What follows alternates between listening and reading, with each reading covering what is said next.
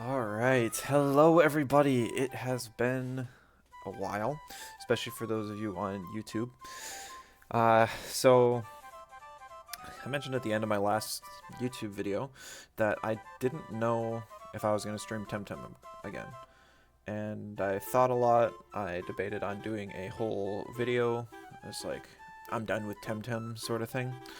But I decided against it. I could do a stream here and there, but in reality, it's not going to be something I look to stream anymore. Just because I feel like I've kind of like done everything on it. But what I do have now is a new obsession with this game called Elestrals. It's a card game made by A Drive, and it's been a blast. Like it's given me the like entertainment I had at like peak Temtem back when they had the Tem CS. So I've been playing this a ton, and they have this online client. It's pretty buggy, especially this patch, which is a little bit sad, but we take what we can get. It's a lot easier to stream this version than to try and stream webcam battles. Queue times aren't the best, so it could take a while, but I play a lot of these games on and off. What I'll probably start doing is just recording the games as one-offs and then mush them all together at some point and make whole videos out of them, just so you guys have some content to watch and don't have to sit through the queue times. But we'll see how that goes. My time is a little more restricted than it has been in the past. A couple weeks ago, I guess just like a week and a half ago, I got engaged, so life's been crazy for that reason. But I do need to find some time to game here and there just to cool off from work and everything. And this is the game I've been choosing to do so. So you'll probably see a little bit more content from me lately, and it'll pretty much all be this game. So hope you guys enjoy what's coming, and yeah.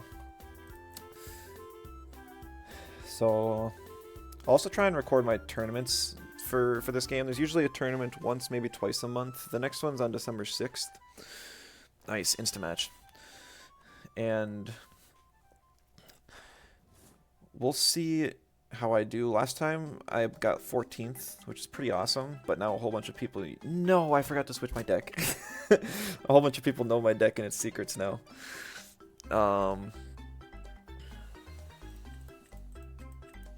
But it's kind of the same thing as Temtem. I like making off-meta, really jank stuff nobody considers, and then beating the top decks with it. It's what I've kind of done again here.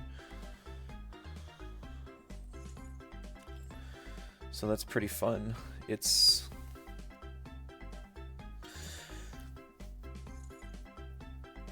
like I said, it gives off a lot of the same feelings of Prime Temtem, which is what I really, really love about it. I'm trying to figure out... Man, I'm so out of... I gotta find the link to this so I can send it out.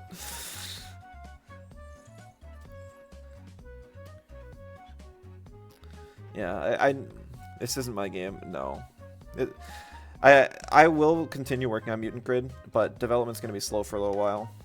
I have been super obsessed with this, and I want to. I wasn't even watching. Man, I looked down for a second trying to send a link, and then my opponent forfeits. What did I miss? That was a very standard start. Kind of like a turn one swarm. I will change my deck now. What have you been up to though, Billy?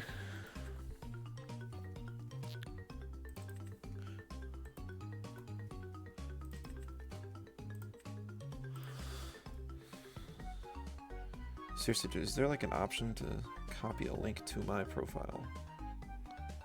Why isn't there?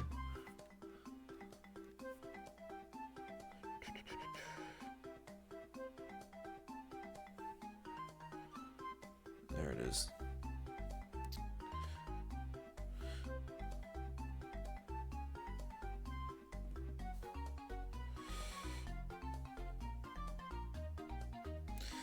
Because something I gotta get better at is advertising this, because a lot of people from the Elestrals community don't know that I'm a streamer, that I play this game, and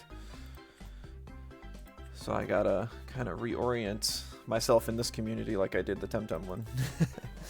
Got a new job and moved twice? Dang, your life is crazy. I feel like every time you stop in here that you got something new to say. Moved twice. You finally find a place you're hoping to stay a while, or are you still looking to... Or just like... Gonna move again the next month or so.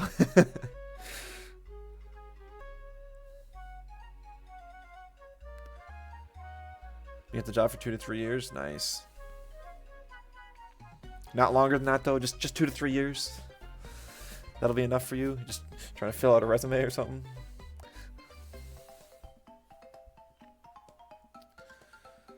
Alright, looks like the queues will be longer now. It is a resume. Okay. I mean, that's completely understandable. My job, I was initially just thinking it would be a resume job. But I ended up really enjoying it. I think the culture and environment's perfect for me, so I don't know why I would leave. Besides the fact that it's like a 45-minute drive to work every day, so I got to wake up that much earlier to get to work. But I haven't got a house yet. I'll try and probably look for a house closer to where I work, but my fiance is still in school, and so we gotta try and like compromise, find a place that works for both of us. Job's great, but the risk of burnout's very high. Oh, burnout. I can see that. Yo, Collector, good to see you. Surprised you're up this early. Or just stay up all night.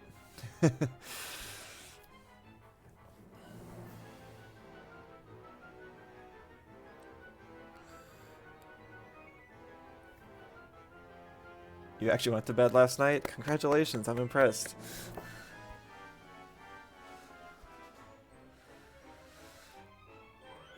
Is there UFC or something today, or are you planning to stream? Or is that what you watch? I don't know, whatever you watch. Director positions, just you and your department. Okay, that does sound really stressful. And 12 hours a day. 5 days a week. Ooh. At least you must be raking in the money.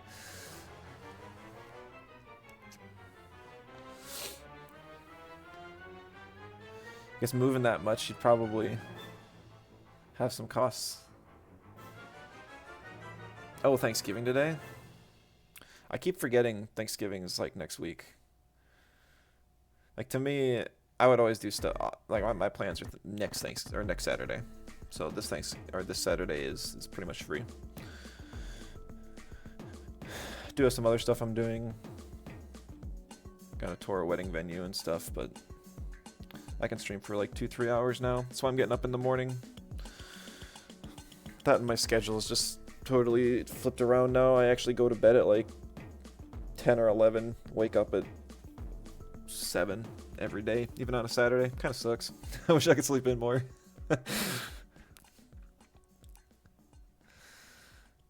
Gotta save some money after the moves. Yeah, are you getting better at moving? Like I've heard it's kind of a skill you can learn. It's like learning Tetris. Yeah, your fam comes in from out of town, so try to do her a fam on a different day. That's nice. Yeah, I guess with multiple families, it gets a little chaotic. Okay, I might have to find something to do in between queues. I would do something where I just bounce between like Temtem and this, but the matches take too long for both that.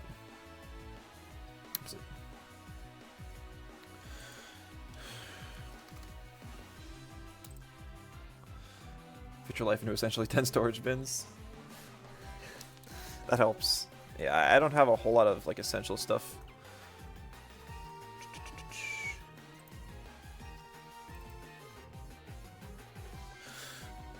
But I do have a lot of stuff. So whenever I get the house, I'm gonna have to move a lot of that stuff in. Uninstalled Temtem? I don't blame you. I've thought about uninstalling nowadays. As soon as I actually need some space, I'll do it. I think yesterday Temtem was on sale for like $9. It was a crazy good deal. I need like a a Q time, I think. If I'm gonna do this consistently.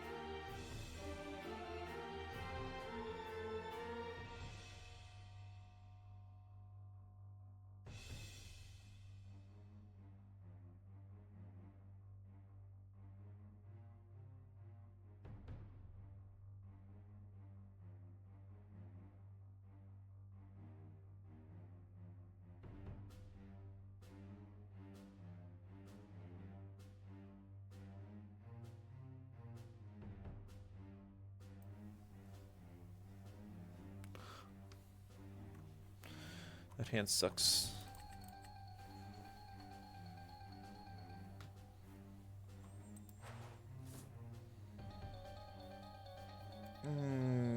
Not great, but better.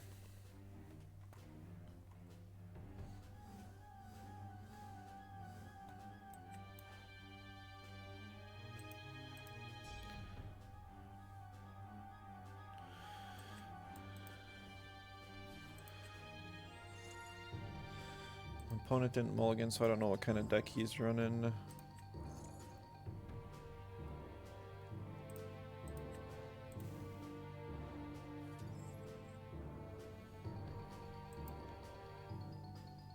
So in this game, when you start, you get to set your counter runes up first, which lets you interact on the opponent's turn, but you don't get to draw and you don't get to attack.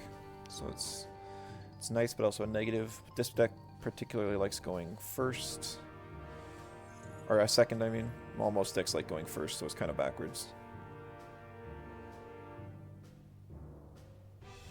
Very common start. I swear like 90% of the time people have this in their starting hand. Because all it does is put two pretty big guys on the board right away. It's really good to start applying pressure and forcing me to use my back row. Which isn't something I particularly want to be doing, but kind of forced to here.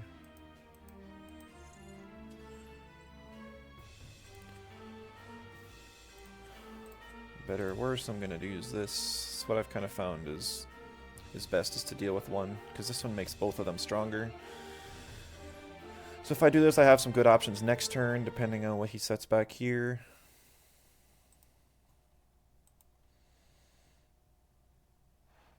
Okay, there's one. Hopefully not two. Okay, there's two. That'll kind of hurt. Depends on what these three are then. If he was placing two, I wish he would have placed a third. Because this deck is typically a combo deck. They want to get one big guy out really quick.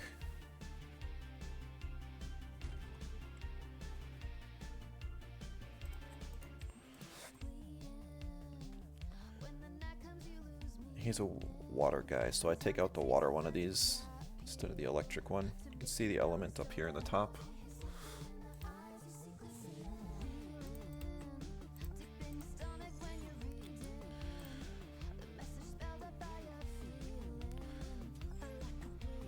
And that lowers its attack and gives me options.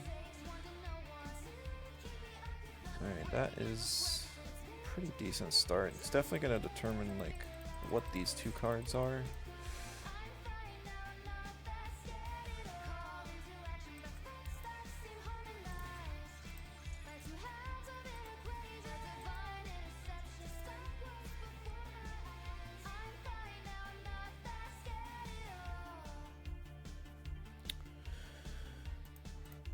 It's like there's so much stuff to explain. I should almost have like a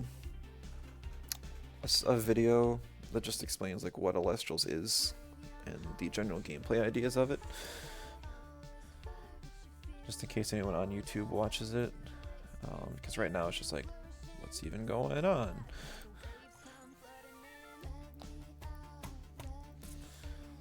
In the simplest form, there's two rows. The front row is your guys, and the back row is like your utility.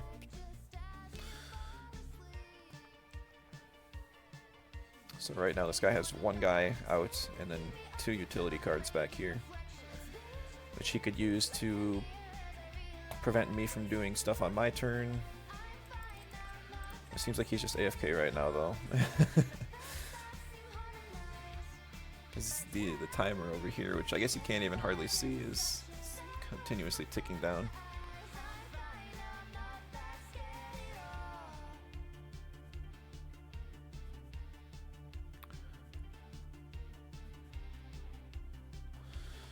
Alright.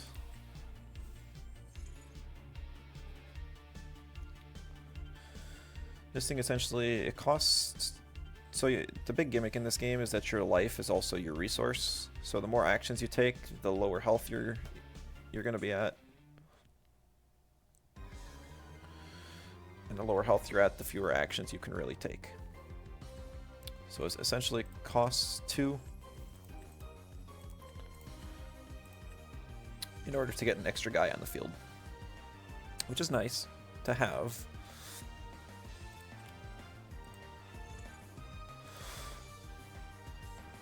Okay, he's fine in the back at least. So can play the game.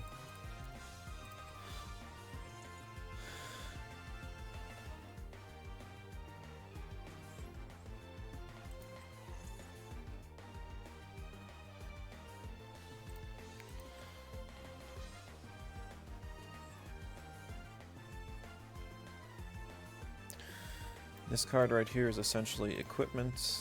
I can use it to give my guys an attack boost, and it'll also allow me to search for a card.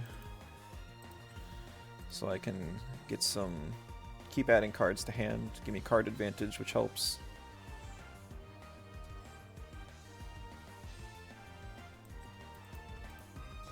And this one's like your trap card. Or it just allows me to do something on the opponent's turn, prevent them from doing anything. And here's the question of, does he have anything? Which it doesn't look like he does, which is pretty nice. Definitely want to grab this thing.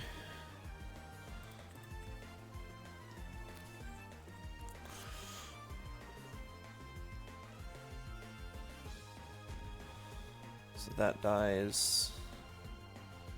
And then I can attack him directly for 1. It looks like he's got a lot more health than I do, because he's got 18 and I got 7.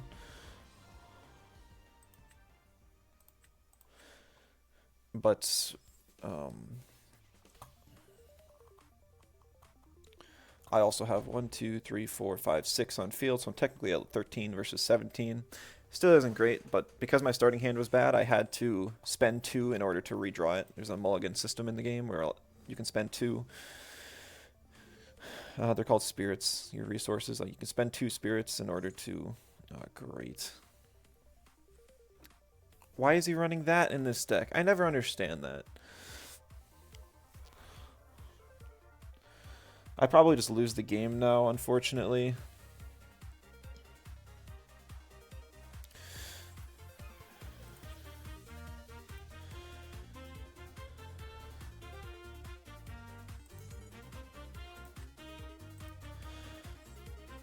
Dude has this 1-card combo, which essentially allows him to get OP.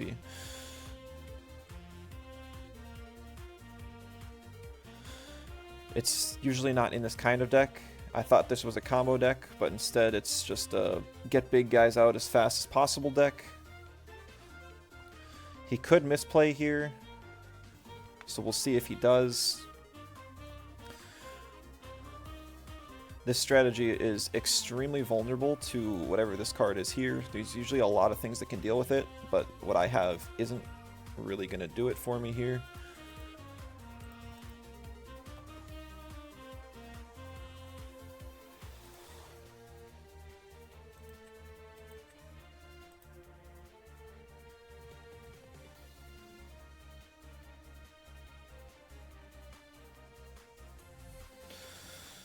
Yeah.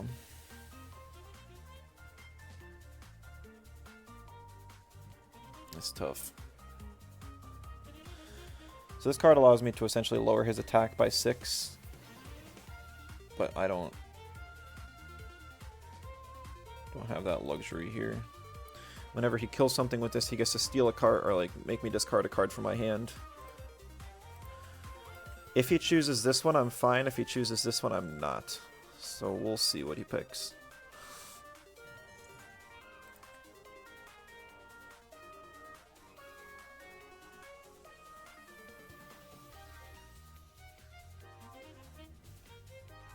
Nice. He fell for it. Alright, now it's going to determine on what these two are.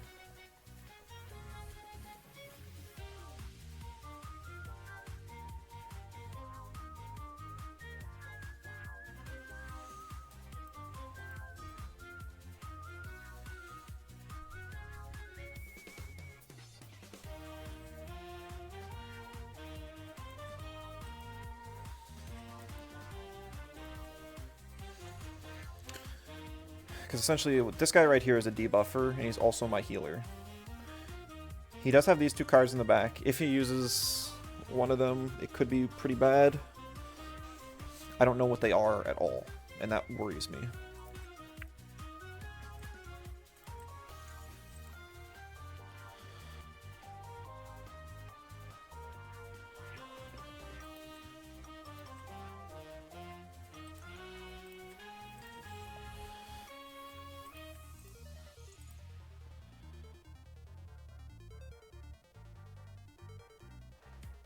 Okay, so he does have that card, which is what I needed him not to have.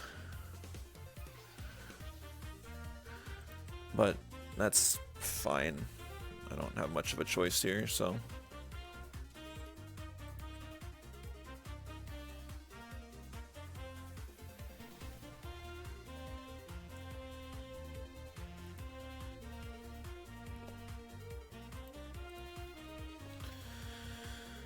Alright, let's see what else he's got. Technically, if he doesn't have anything else here, I can still beat him, but it's a tough ask. He needs to literally have nothing. Which he has something, so that's not going to help.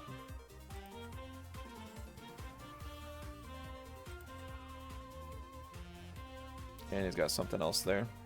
I don't know what this guy's deck is. It's really weird. He shouldn't be running this or this in this deck. Oh, he messed up. He messed up.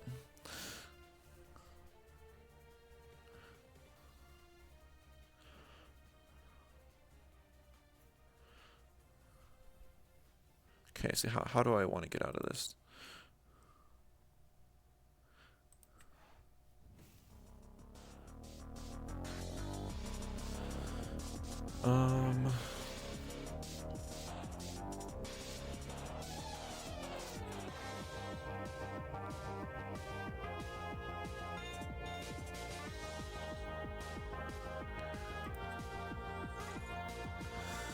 So essentially what I can do here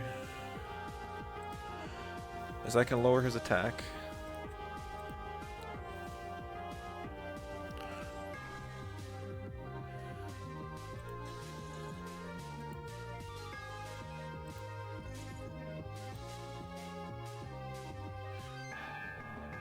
But then it's going to be up to what my next card is, and I know exactly what my next card is. So I'm still going to be in really bad shape.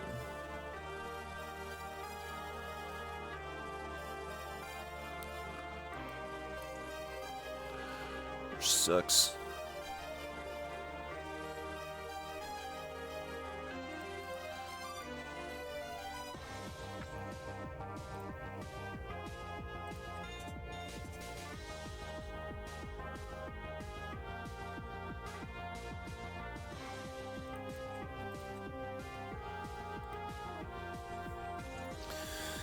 Okay.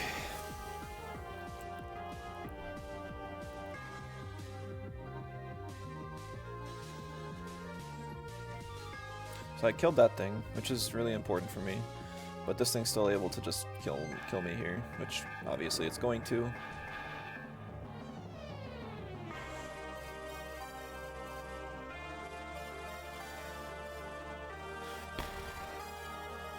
Yeah, this helps me nada here.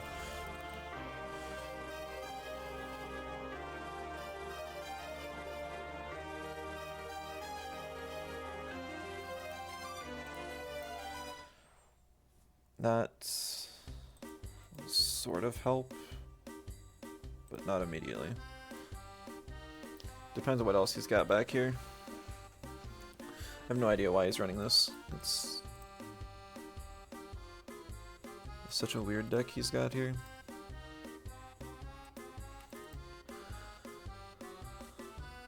Oh, he's got a second one of those? Are you serious?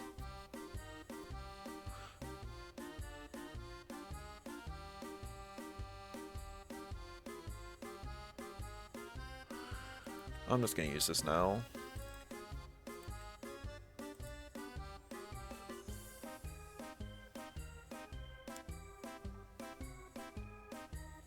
This guy had crazy draws.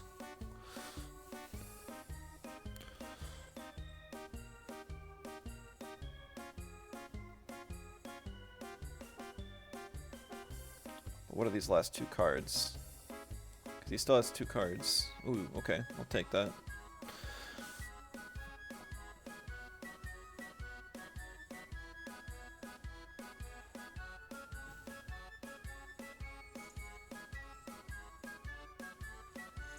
This guy's a debuffer, lowers my attack and defense.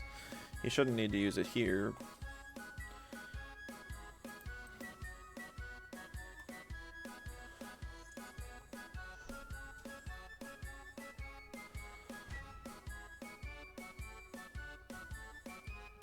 I need a good card here. I don't even know what I want. That's really not it.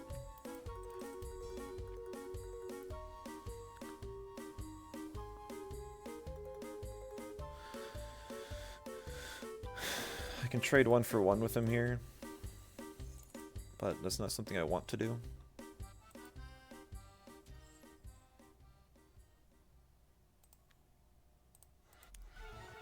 He hasn't played this one all game.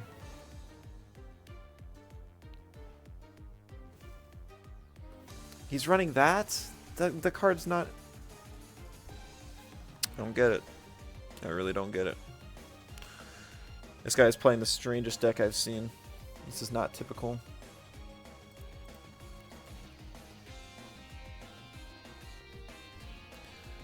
Like, I went into this thinking, oh, he's going to have a combo deck. No. This is just a... I'm going to try and beat over you with guys.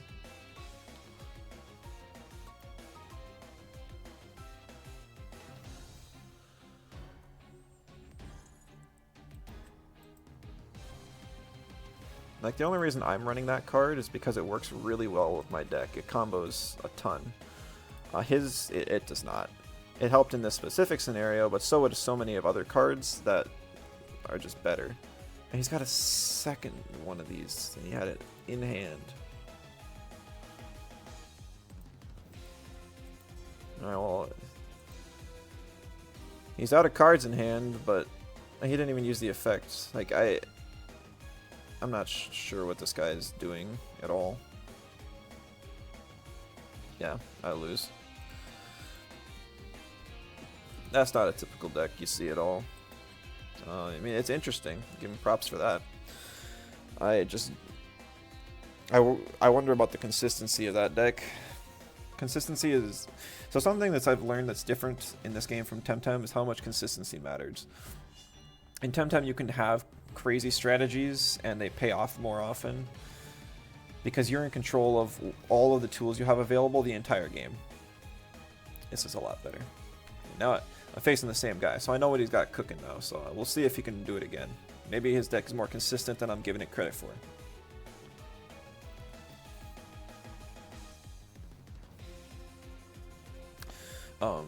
But yeah, consistency is just important. Having as many tools can do exactly what you want to do is nice, because you need to draw the right cards at the right time.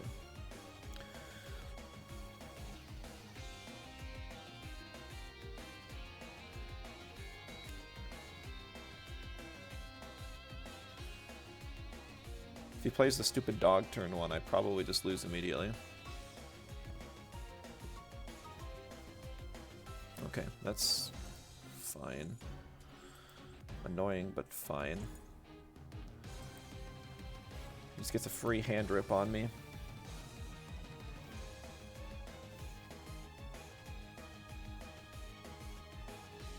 And he picks the one I wanted to play. So that sucks.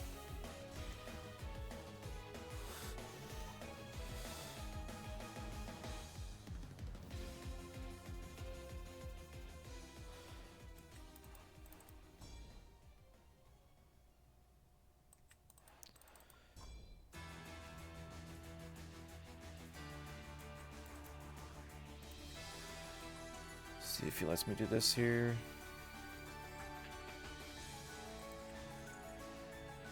He does.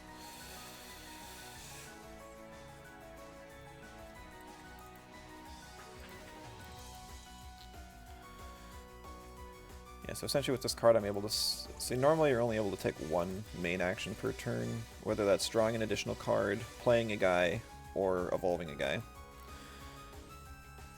But this allows me to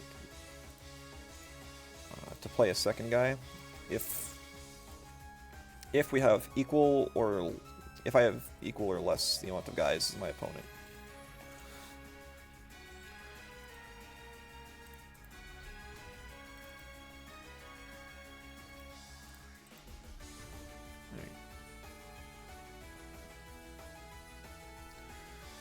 So, like, if this was the board state, I would not be able to play an extra guy, because I have two and he's got none. Since we both had one, I was able to play a second. Not that it really matters, but it helps me keep pressure.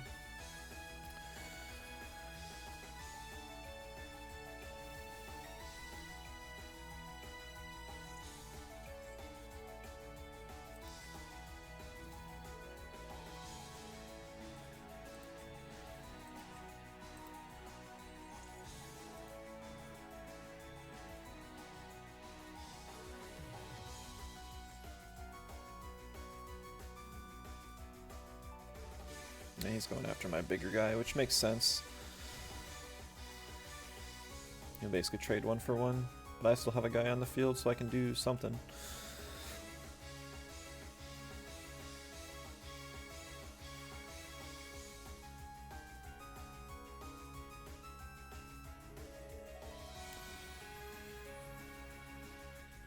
Let's see.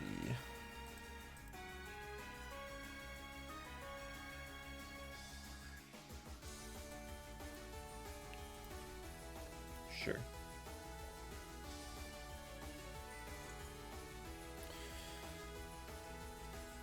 So this guy costs 2 in order to play, And so I had to... Ooh, that was a good thing to get rid of.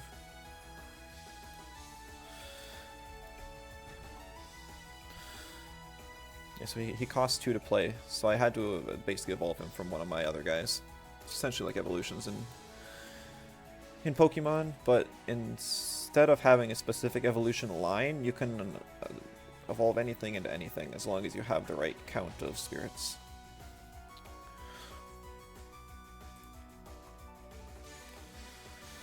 Alright, so we'll see what he does now. 6 attack is pretty good. Most of the guys that you can play in one turn are guys that are 5, which doesn't help as much. So 6 is great.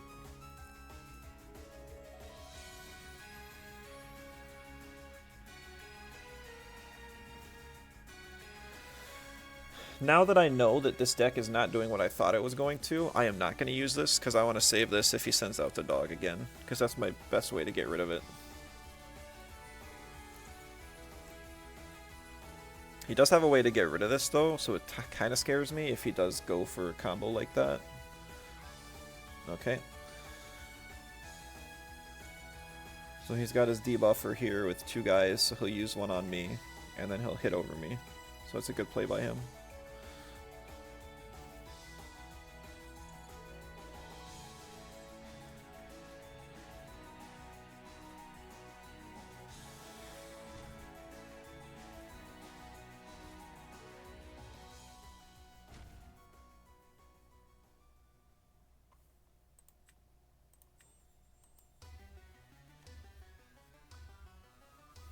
I do need a fairly good card here. I have like 9-10 options in my deck that would help to draw here. I've got 32 cards left in deck. So we'll see what I get. Come on! That's not really what I was going for.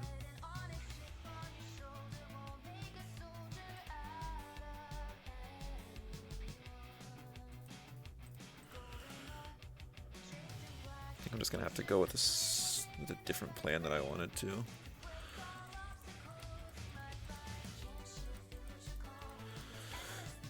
I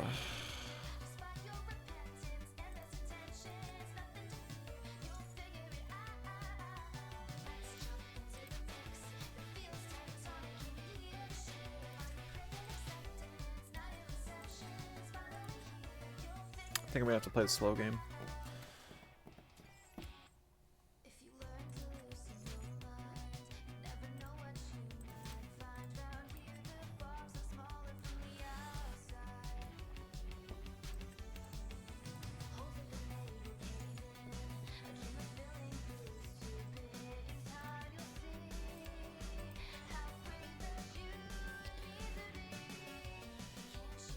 So I can trade those 2, which will lower this one's attack, so I can attack over it with this one.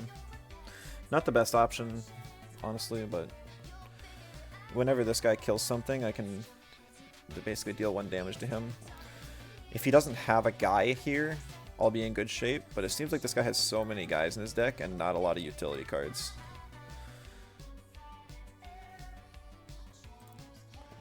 And it doesn't really matter what he has here, because he can kill me with this guy. Because it'll give me -3 attacks, so I'll be at 1, which anything can attack.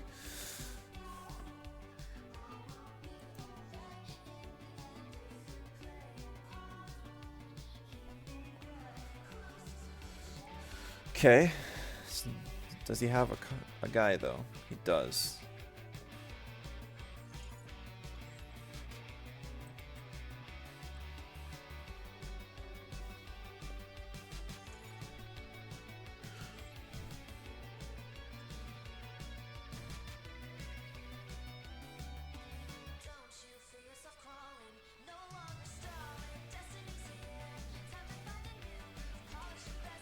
Alright, got another one of these, which is pretty awesome in this situation. Depending on what he has here.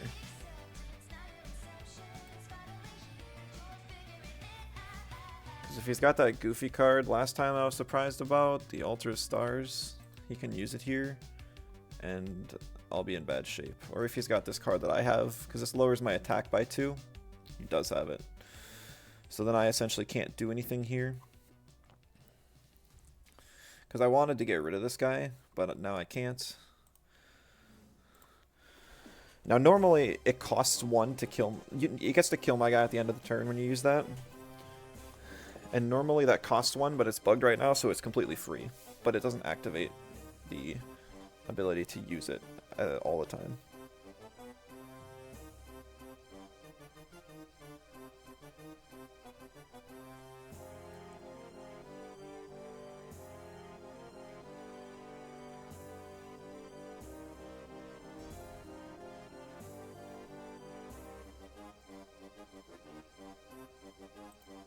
He's like holding on to this one card in hand. I'm not sure what it is. I think he's had that one for multiple turns. He's just going to try and beat me down. Must have been a good defensive card then. Or this is probably the one. The Altar Stars.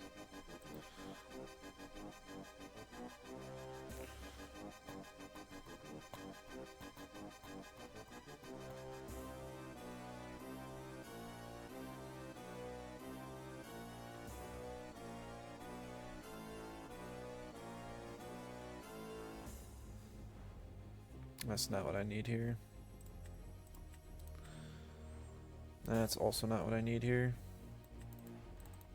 I need a really good draw on the next turn, otherwise I'm going to be hurting. If he's going to deal like 3 damage to me here, I'll be down to 5. And I have to fight through whatever this is going to be.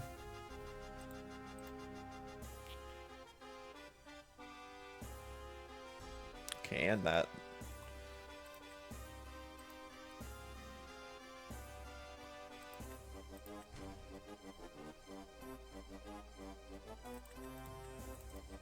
He played it safe and didn't give that guy a 3rd one, which is nice. That gives me a little more wiggle room, but I literally need something good here.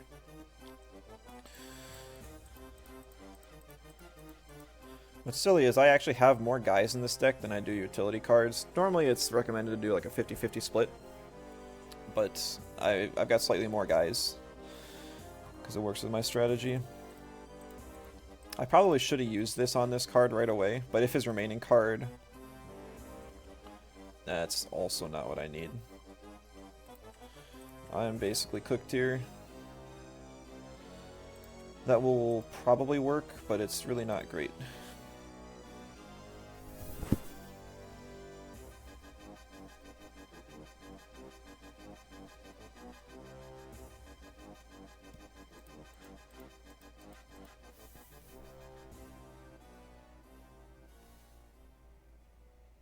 Yeah, I think I'm just done here.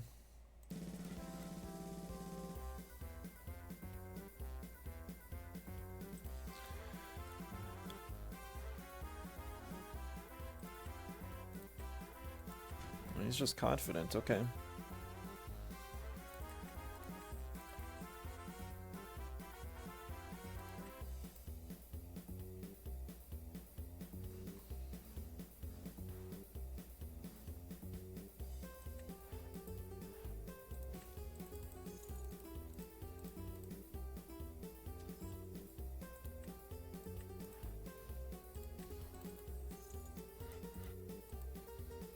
Let's see what you got, dude.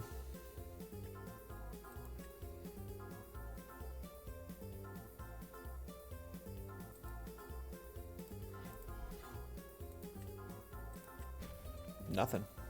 He's got nothing.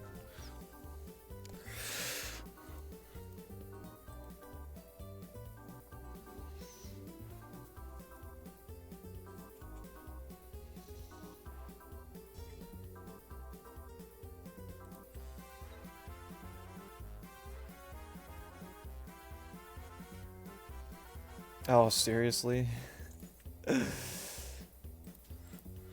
That's so annoying. This card's basically a trade 1-for-1 with whatever. I got nothing to stop it.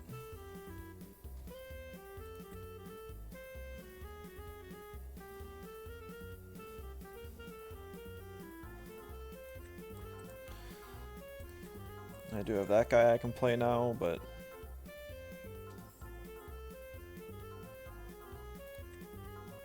if he's... he might not have anything. Might still be alright.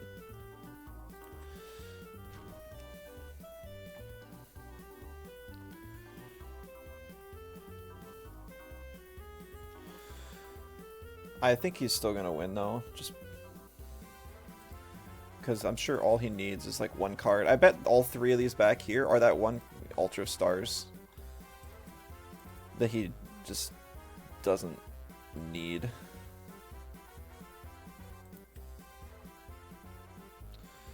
And that's why it's so inconsistent.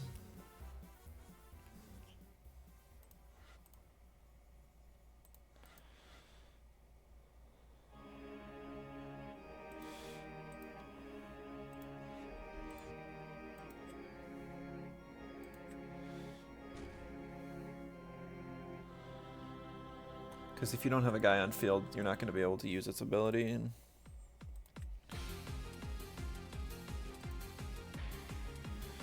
did you get what he needed? He's got 4 cards. Should be something. Yep.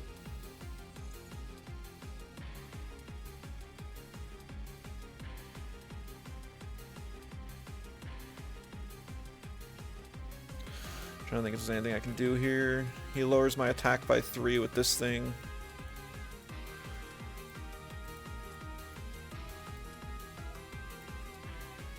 Yeah.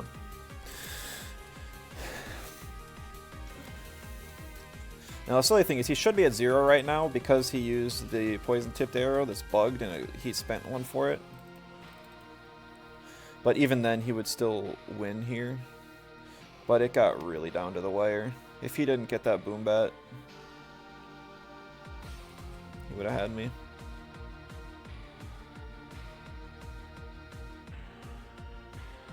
And if this card was anything different, I'd also be fine.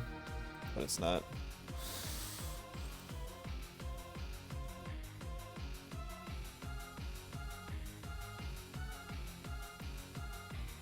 Yeah. Ah, that's annoying. Can I face a real deck, please?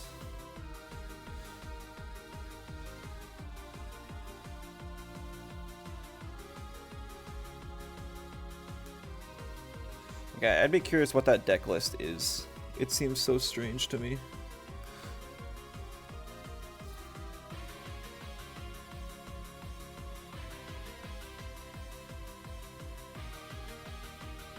And I'd be curious how it performs. I mean, he's the same rank as me, gold 3. So maybe it's better than I'm giving it credit for.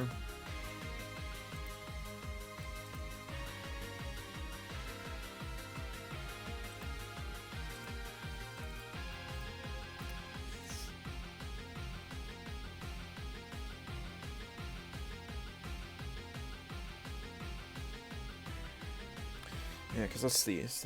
He had Gorgons, PTA, and Ultra Stars, defensive runes at least. He had Amp Up, Magnaros, Aepharos, Spectaris. Those guys.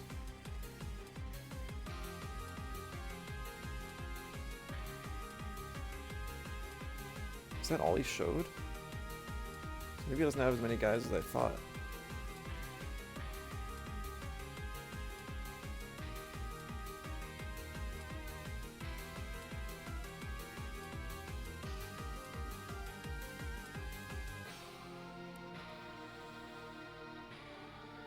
Yeah, no, it's tough.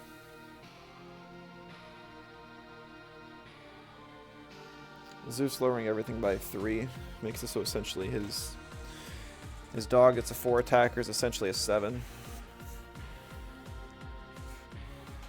And I couldn't keep anything on the board for too long because he had poison tipped arrow and Zeus to boom bat, basically make sure I never keep anything for too long.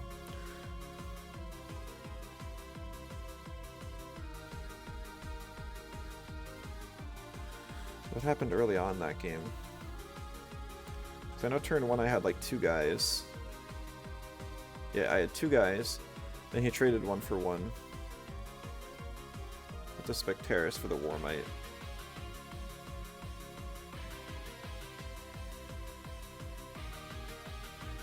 Games take longer than you thought they would. Yeah, I mean, it's not like super duper fast. 15-20 minutes. I'd say it's about right. Any faster than that, and it's just kind of like, where's the strategy? And if it takes too much longer, then it's really a slog to get through. I'm not trying to play League of Legends here.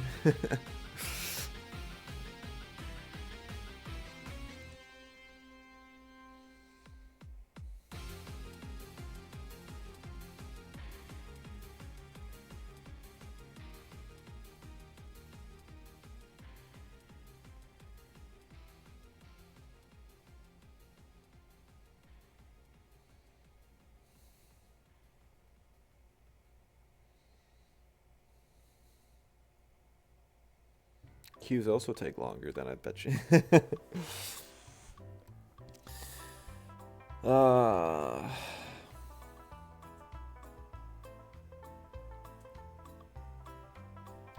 gonna just run ads now, and then I'll go use the bathroom.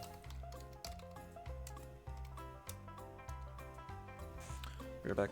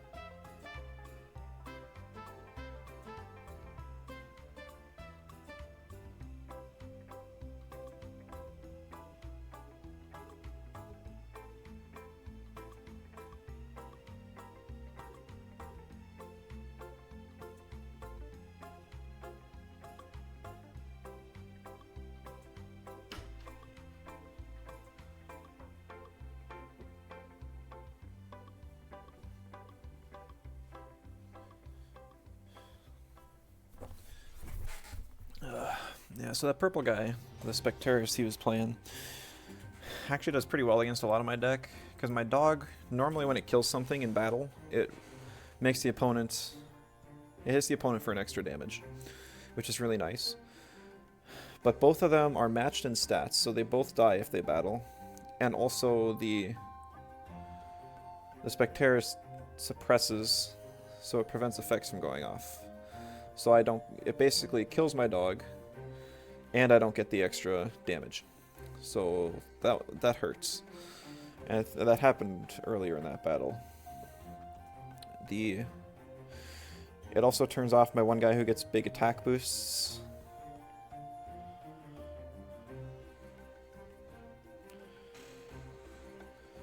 So it's like my two heaviest hitters get hurt pretty bad by that thing. It's not the most common card, but it is a consistently good one. Beats a lot of meta threats. But it's kind of just a standalone, and if you don't draw it when you need it, it's not helping most people advance their strategies. It's basically just it's a card that's really good at trades.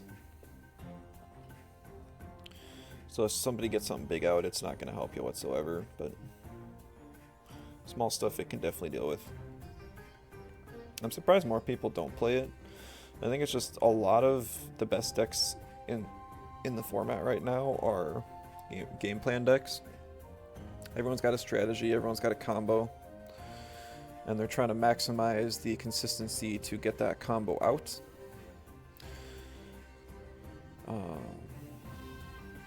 And not all the cards are in Clash, but like the 2 of the 3 biggest decks are fully in Clash, I think. Because I think they added Iwolly. Alright. New opponent. Let's go. I go first. It's a really mediocre starting hand.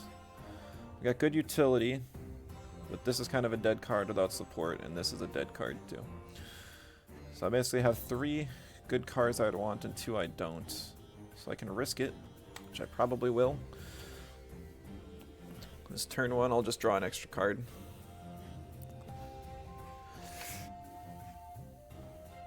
And hopefully it's something good. Yeah, there's no like coin flip or decision on who goes first or second in this. It just randomly assigns it at the start of the battle. Alright, so he's got a wind and electric, I think that was, or wind and solar. Which is a really weird combo. No, it is wind and electric. That makes more sense. Spend a draw. That's okay. I'll take it. Doesn't immediately help me. A lot of people think that the first defensive cards you play is the most important one, or like the one that's, because you can fake people out. You can put cards face down that you can't actually use, and people can destroy them. So a lot of people think that the first one that you place down is the most useful. So I'm actually having that be my least useful card, just in case he has something that has a destruction effect.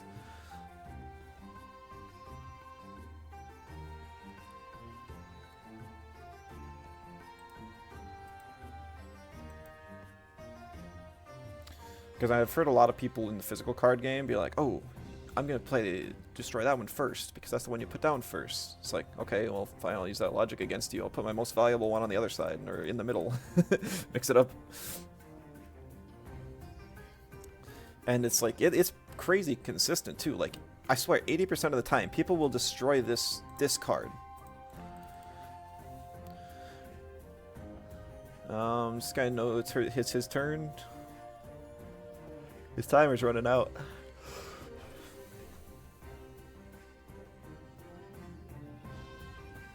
Okay, he did absolutely nothing on his first turn.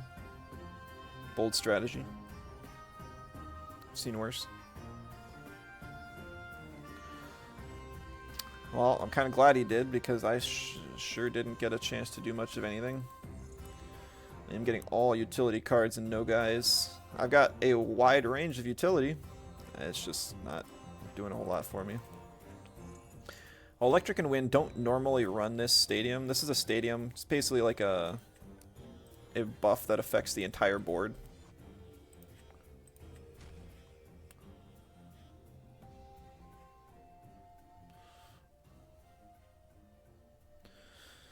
So now all fire units gain +1 attack and +1 defense.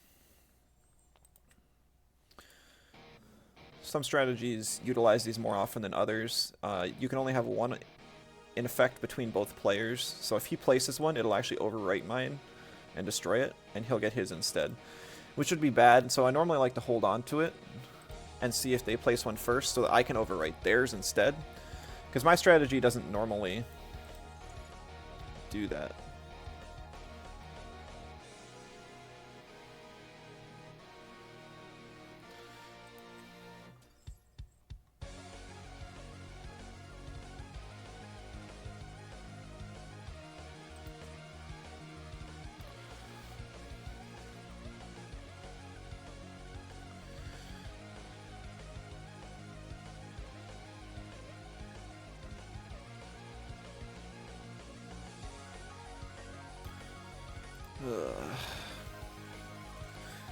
This card's kind of annoying. He can swap me to defense if he knows what he's doing. It might just be a really new player. I don't remember if Wood is the lowest rank or not. I think it is, so this might be somebody who's only played a couple matches. And this is starting to look like the starter deck. And that would explain why he missed his first turn and why he's not using the ability on this thing. Because this thing has an active effect where he needs to click on it and click this button down here, which you can't really see on my screen. Okay, so yeah, he's just attacking me even though I'm a 6 and he's a 5. He dies and takes 1 damage. Show no mercy. The tutorial in this game is very weak. I wish the tutorial was better. It is not. He's not placing any defensive runes.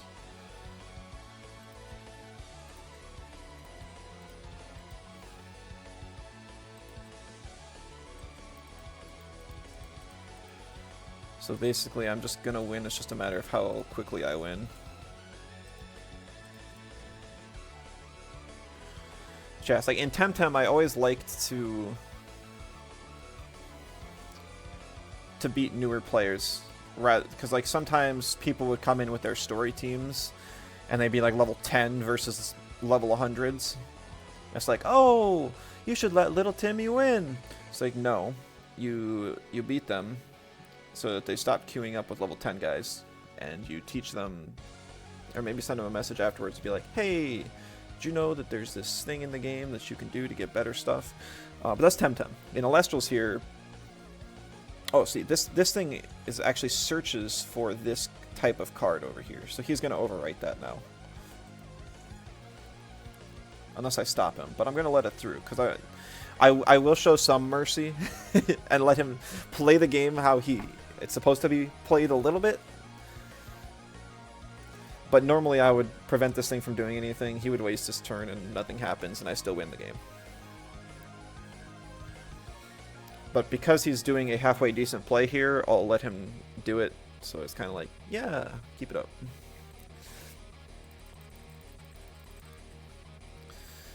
Because like there's no chat in this. It's not like I can message somebody afterwards and be like, hey, remember to place your counter runes face down on your turn before you play them.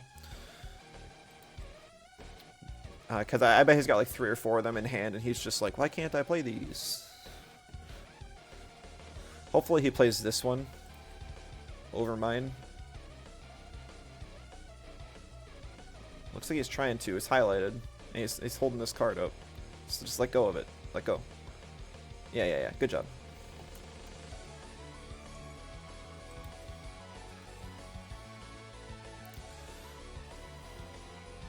Alright, so that brings me down to a 5. He did grab the wind one though instead of the electric, so he cannot attack me. If he grabbed the electric one, he'd be a 5 and I'd be a 5, and we could at least both die. But he'd take 2 damage from me, so I doubt he'd want to do that. Because damage in this game is decided, instead of by your attack stat, by how many spirits you have on a guy. So I have 2 spirits on this guy, and I cannot believe that I'm still not drawing what I need to.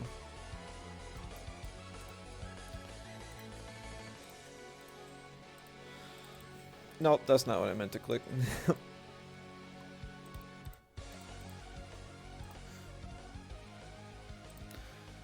I'm just going to play this just to end the game a little bit faster. This essentially lets me add an extra card to my field, or an extra spirit, so I'll deal like 5 damage to him this turn, unless this card is actually useful, which could be, definitely could be.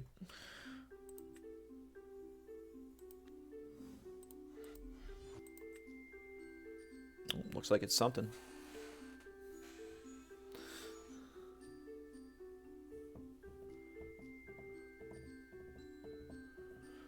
If it's a Shield of Achilles, I'm going to be hurting, because he only has to pay 2, and I essentially pay 4 for this.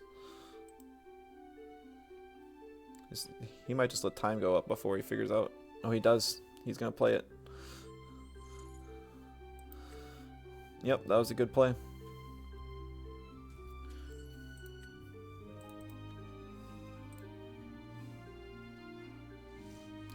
Now, obviously, in like a match where I'm trying, I wouldn't do that. This card is such great utility, the Hestia's Hearth, but I was just trying to use it to end the game faster, but he happened to play the one card that would help. So he'll deal a couple damage to me here, but I'll hit back with this thing again and just punch him for 2.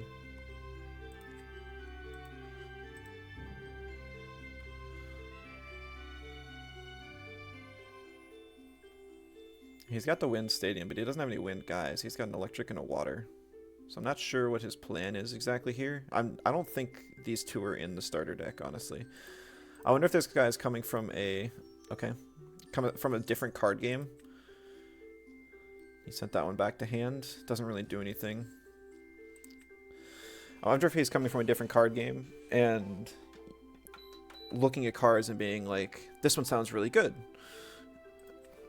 It lets me swap an opponent's defense or position, so I can always make sure they're in a disadvantageous spot. Or it lets me search out a thing that makes my guys stronger. Because I've seen a lot of people who play previous card games pick up this one pretty quick. I don't think it's that hard to understand. It's fairly simple to learn, but very deep.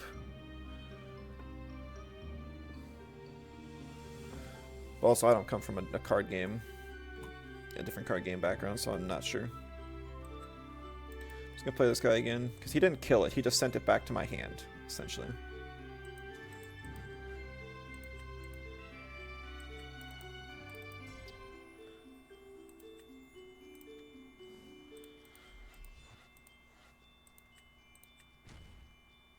Because I could have, like, sent out my big guys if I really wanted to, but nah. Won't make them panic that much.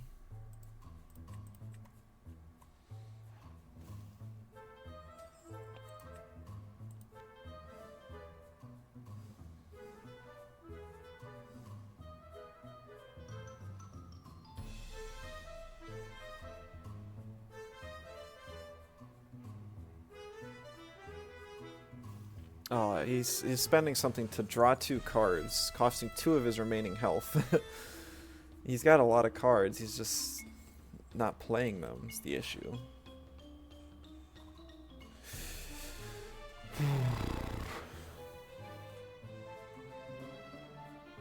Yeah, because like drawing 2 cards in this game is not free. So this heals a specific kind of card, the Divine Runes, which are the kind of like Hestia is for me. It's all like Greek mythology themed. He doesn't have one of those though, so this card actually does nothing and just fails to resolve.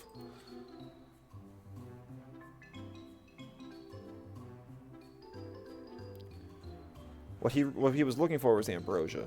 That's one that heals 3 to your health. Maybe he was, yeah, like this one, exactly. So maybe he thought that they did the same thing when they don't. This one heals from your Underworld to your Spirit deck. The other one heals from your Underworld to a Divine Rune, which are 2 different things completely. Same idea, though.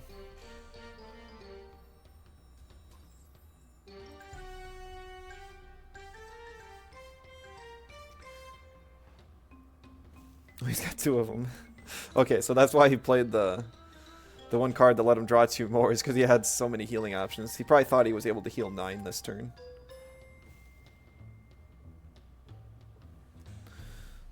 Doesn't quite work out like that, though. He was just kind of prolonging the game. If I was drawing cards I could actually use, it would be better, but unfortunately I am not.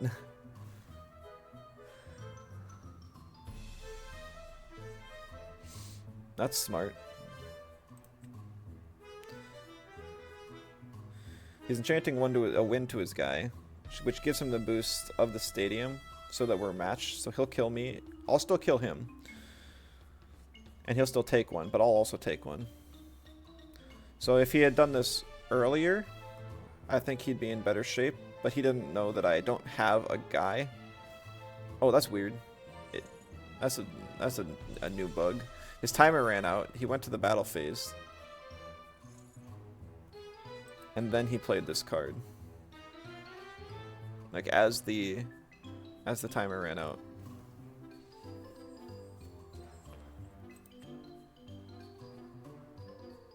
Which I'm not really sure. Like if he attacks me here, he actually loses the game now because he just put 4 spirits onto this thing that he can't use.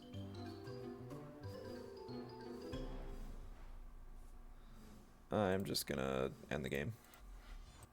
Nothing crazy. Yep, I'll take one. I'll kill it and then win the game.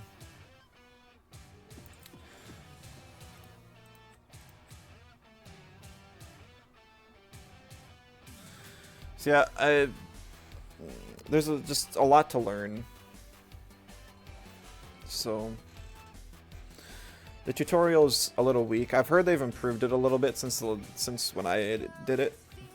But I remember, like, I played this game for the first time on stream a while ago, and I picked up on the basics pretty quick, I think. But there were a lot of the intricacies that I was confused about. Like, there's 3 different battle phases. Or there's one battle phase and 3 different battle steps. There's the attack step, which is when an attack is declared. This basically, the attack is not locked in yet. You're saying that, hey, I want to attack this unit with this unit. And that can be stopped by a lot of things, by switching your position from attack to defense. Because when you have a card turned to the side, it's in defense and it cannot attack in this game, rather than whatever other card games have. You can also just stop it by saying that Elestral cannot attack. There's some things that do that, and stuff like that.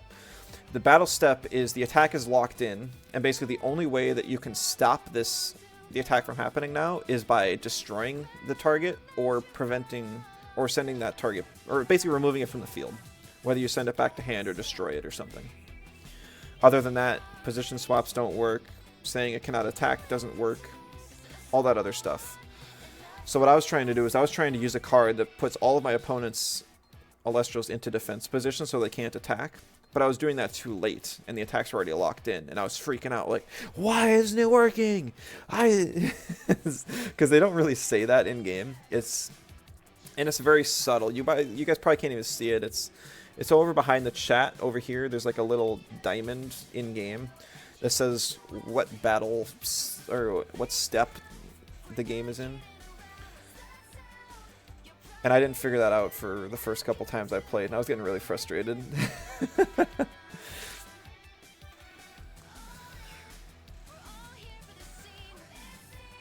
And then there's a mechanic called nexusing, which is basically shuffling your resources around the field. I think it's one of the main mechanics of this game. It's kind of interesting. No idea if it relates to any other card game in some way. But there's a lot of fun stuff you can do with it. Because you equip the spirits to the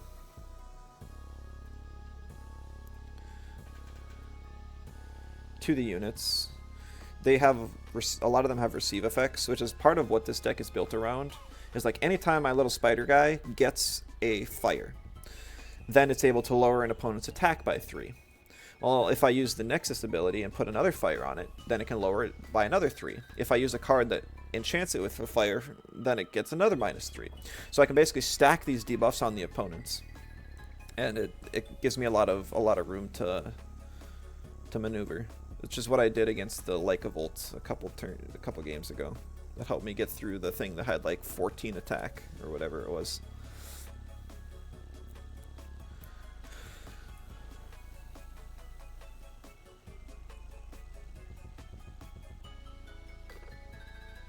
Come on, Q, you can do it. Okay, just speak of it and it'll work.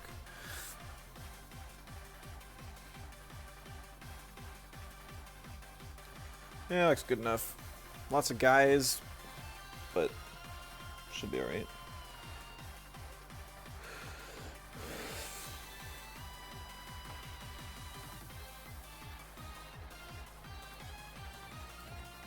I wasn't paying attention to see what color those were. Oh well, I'm already locked in. Can't go in mulligan now. Sometimes, if somebody has blue, these are solars. If they're a water deck, I normally want to have something more combo based to deal with them. Or more utility to stop them. Because right now I do not have utility.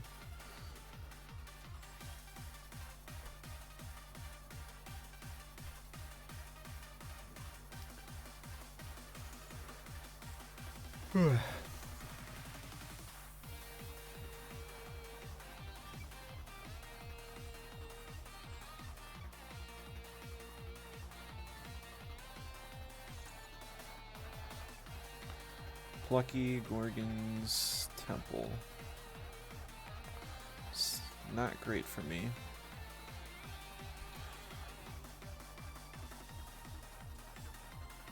means he's got some really nice utility coming up that I'll have to watch out for.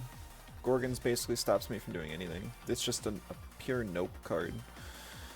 And Temple of the Sun makes or raises the stats of all his guys and potentially allows him to cast a specific guy that destroys one of mine. Oh, I did not want 2 of these guys. I only want 1 per game. And he's probably got something that'll stop me here, which kind of sucks, but whatever. Let's see if he stops me. I guess if he does, having a second one wouldn't be bad for that reason.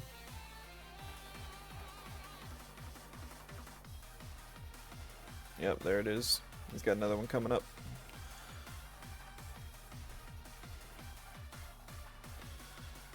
Alright, so that stops me from doing anything.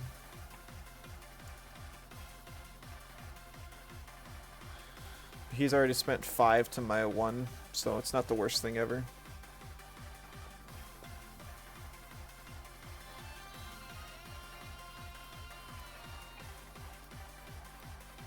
See, did he get the temple or did he get the Gorgons?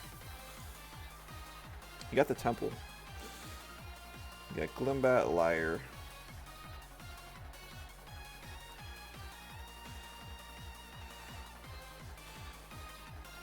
I don't think any of those are really going to help him here. He grabs the Glimbat, but he's already got the stadium. The only thing that thing does is search for a stadium, so it's pretty much useless at this point.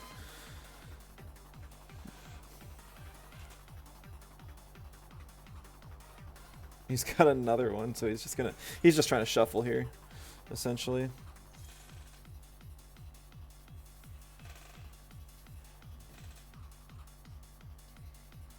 If I get lucky and get a Hestia on my next draw, I think I'll be in really good shape. Nope, not a Hestia's Hearth, a Hestia. Alright, I'm gonna try and play a second one of these. It's just like the most use it'll get is if I draw it and use it now. Oh. Yeah.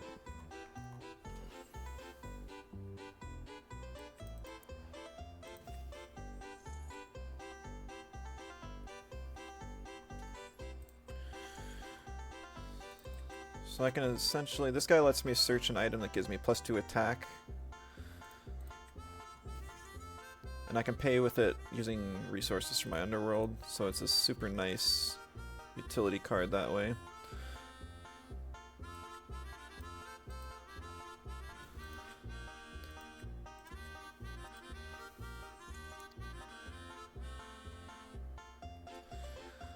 And then since I have one of these, I'll play it down, see if he has some sort of removal card to scare me off.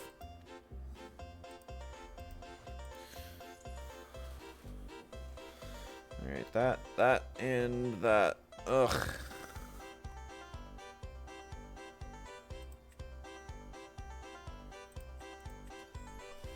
None of those are great. None of them. I'll just pass.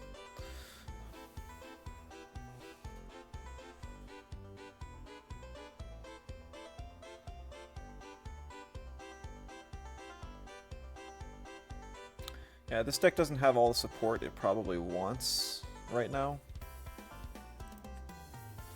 Alright, does he have the card in hand is the question.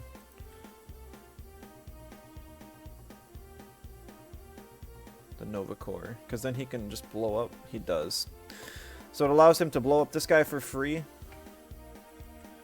and then he can attack over this guy. It's pretty lame.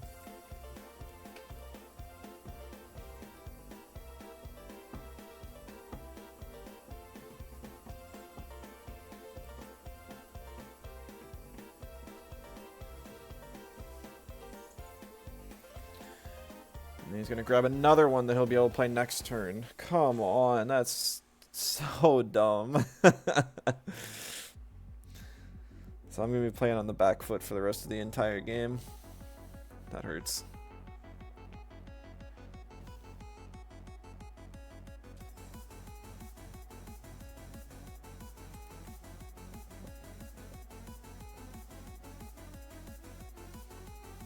Yeah. Oh, that's not what I wanted to do. Luckily, it doesn't lock in your attack until you actually pay for it. No, it's going to kind of depend on what these two are.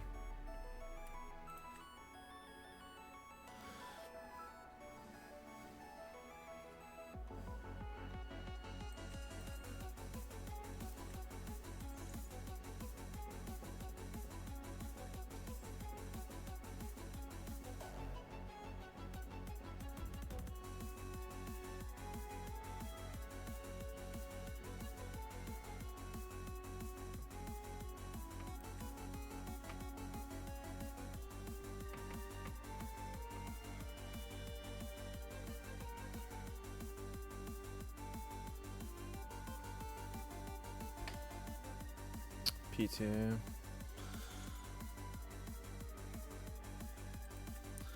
I'm a little surprised he did that, but whatever.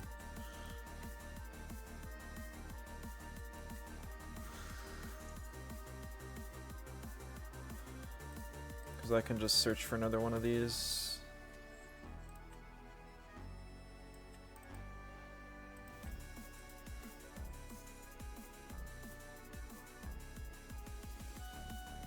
Bring myself back up to 6.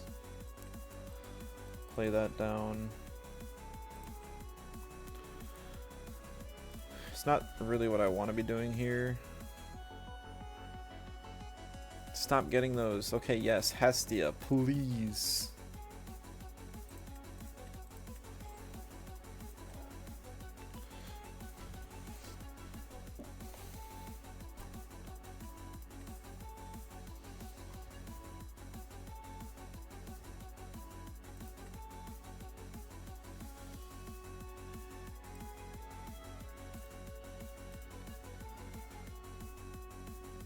Alright. So he could just go back and play another one of those, which I kind of hope he does, because I don't have anything on field for him to destroy. Oh, he's got... This dude's draws are crazy. He gets to permanently have whatever he wants in hand.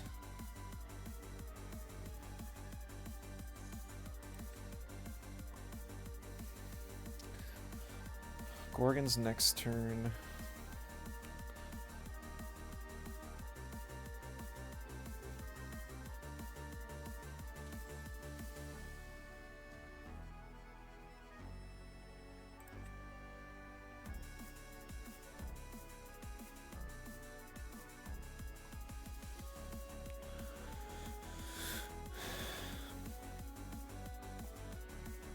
I'm trying to remember. So he's got a Glimbat, a Pluck. No, he grabbed the Plucky already. He's just going to play the Glimbat for damage. Misenchanted. He's going to play the Plucky too.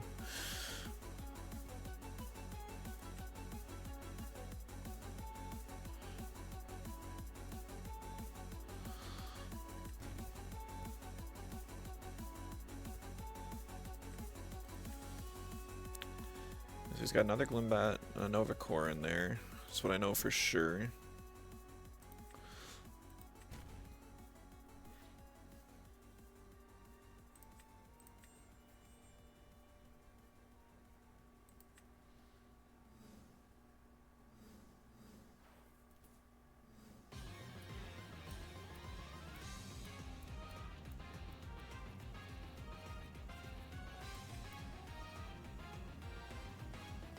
Trying to figure out if I can just end the game here. I'm not sure.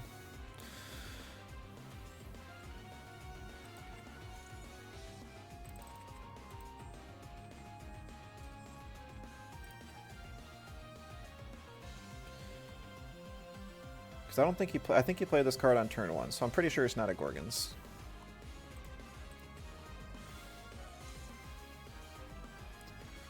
I'm gonna play this guy first.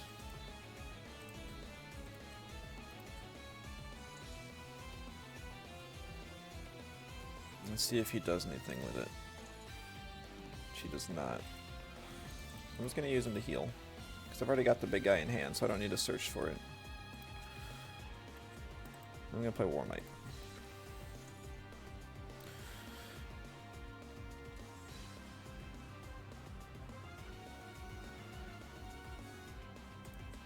Let's lower his attack for fun.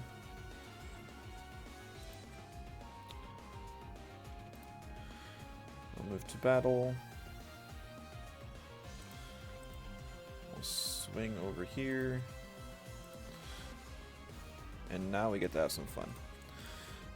So essentially I have 2 of these, which lets me enchant my guy with 2 from the underworld.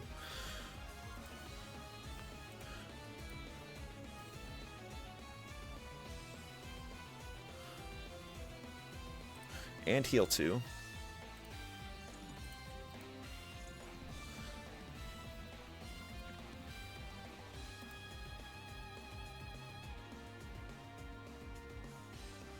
Is he gonna react this time though? Oh man, he had a spoiled fruit, bruh.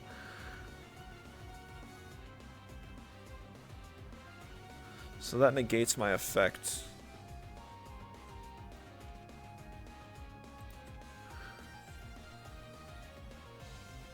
And kills me before the attack goes off. That sucks so much.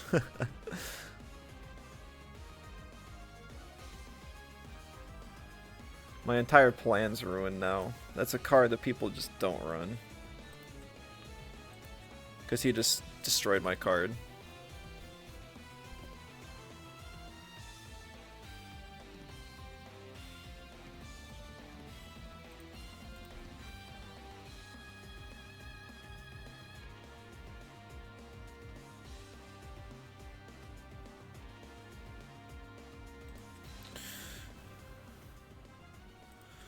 Yeah, I'll do this though.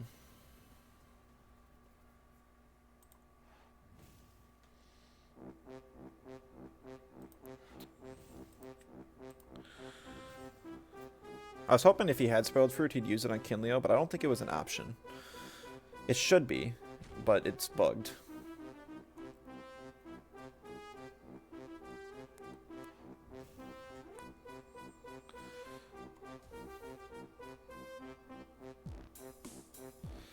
Alright, we'll see what he's got.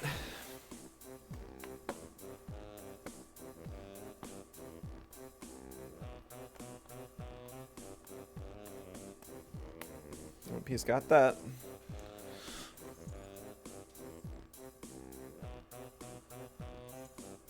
He can destroy me and deal 3 damage to me.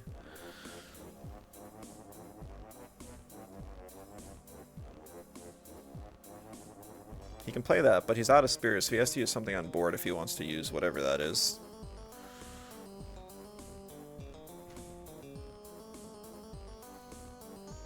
Yep.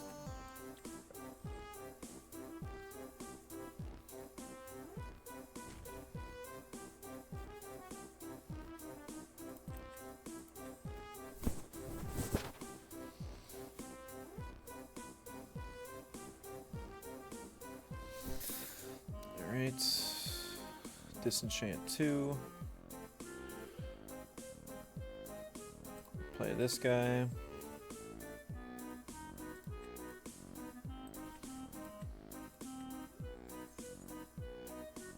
See what he's got.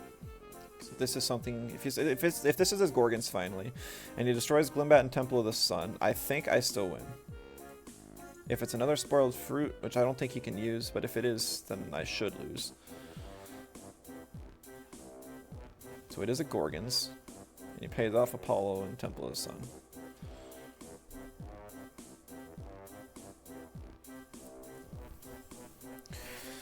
So this is really interesting here. Because he doesn't have any spirits, and I've only got 1 left. If he attacks me, then we crash, and we're both at 0, and neither of us can do anything the rest of the game. If he has an Ambrosia, and he kills his own guy...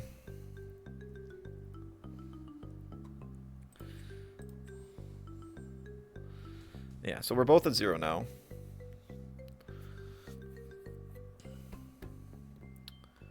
But because I have more cards in deck, I win. But we have to play this out now and just spam this button, I guess. I didn't know this was a thing that we had to do. Because eventually he's gonna run out of cards to draw, yeah, and lose.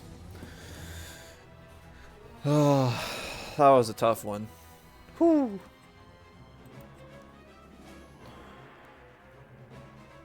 Yeah, Novacore is a crazy card. Getting to destroy something for free and still attack over with a 6.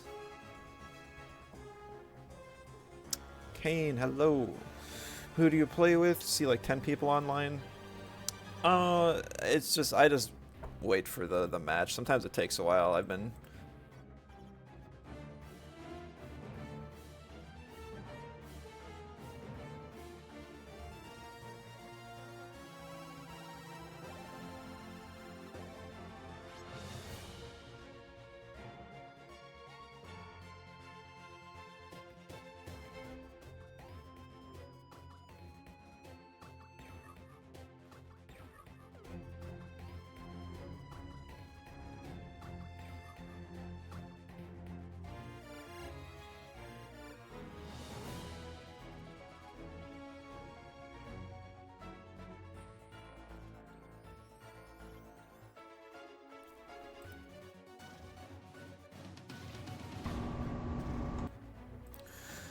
that's silly.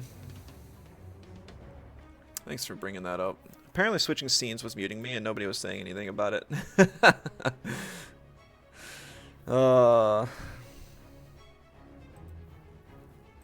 Goofy.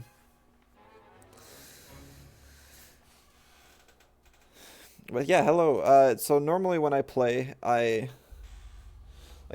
just been doing the random cues as they show up. And I've just been coding in between. I mean, it's definitely slow. There's not a whole lot of people on Clash right now, so it's kind of unfortunate. It's a really buggy patch too, so I can't blame people for not playing. But I mean, it's fun when you do get a match like that. Last match was so close. Both of us were down to 0 spirits, and I just basically won on a tiebreaker. Work on your own game too. Oh, really? That's awesome. Is it a solo project or something you're doing with a group? Or for work, even.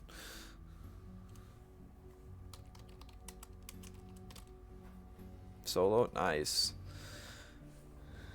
What kind of game is it?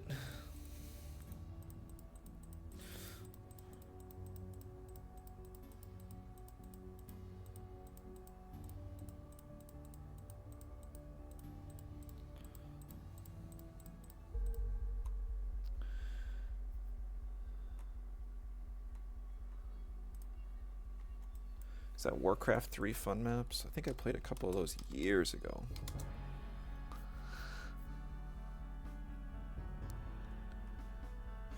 I'm not very familiar with them though. I played just a couple of them, like 10 years ago.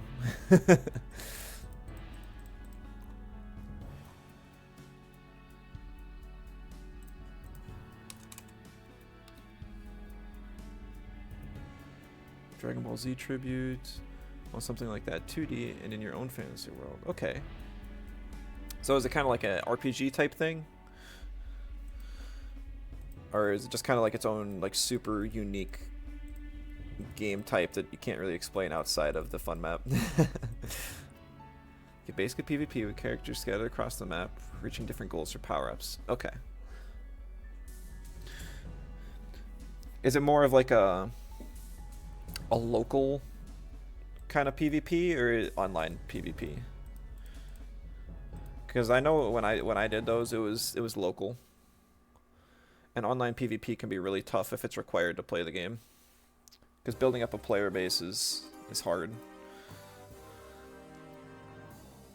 Small scale, just a passion project. Fair enough, yeah. I mean, mine's basically just passion too, but I do want it to do well. So I'm trying to keep everything in mind.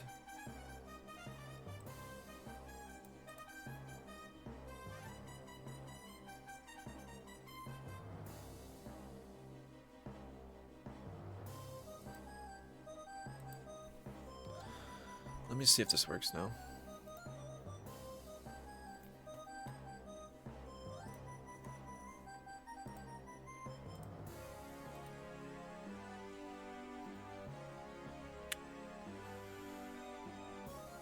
Okay, So it's passing in the whole technique still.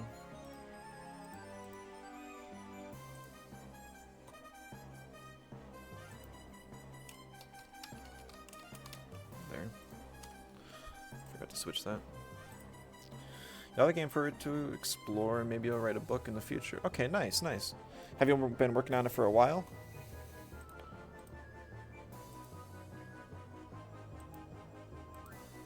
So it's still not working.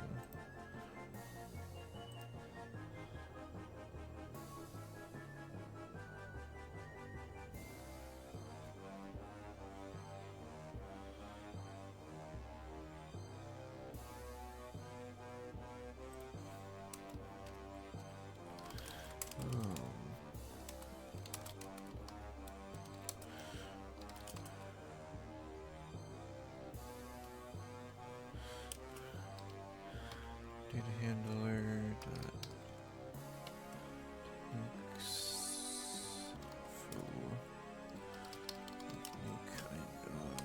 technique name.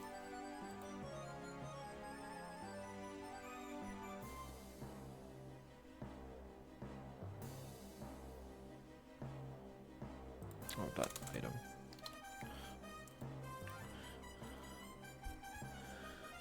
On the world, so it's like, whoa.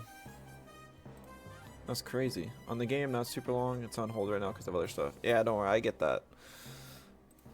My life's been busy lately, too. So I have not been working on this a whole lot.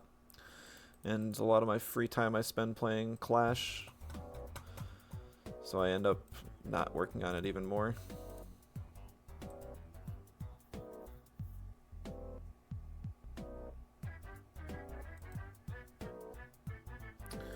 So it's already setting it in place before it gets here.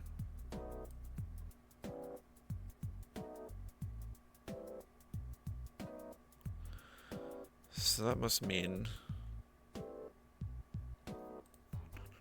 it's on this screen somewhere. Okay, yeah, no, this is where it's getting messed up, not here. I don't know if any of this matters, honestly.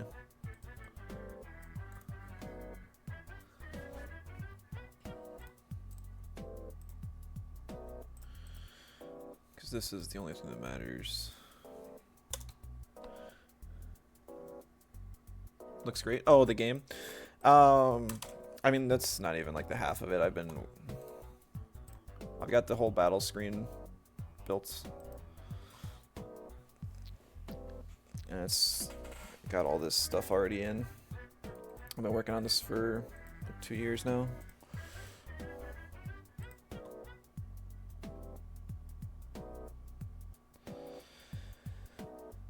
I've got like an early prototype I released, dang, almost a year ago. That's crazy. But after the prototype, I got a lot of really good feedback. Realized that there's a lot of stuff that needed to be changed and improved. So I basically refactored my entire code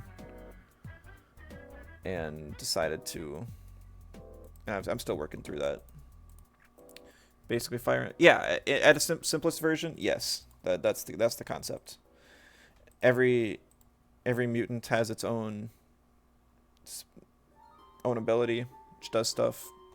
Like the pandas deals more damage the further the opponents are away when you hit them. Porcupine.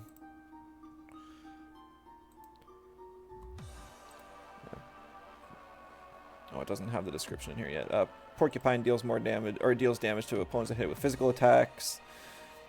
Kangaroo is kind of like your mixed attacker. When it deals damage to the ranged attack, it gets an attack boost. And the squirrel gets healing whenever it uses a status move, sort of thing. I don't know, they all have different stuff. And there's going to be 56 different units. Each one will have like its own movesets, varying attacks, which you can still select and learn. It's different stat boosts, they'll have different stats. I just haven't input everything in yet. Haven't really got to building out the sets of the the mutants right now. Right now I'm working on creating the moveset UI.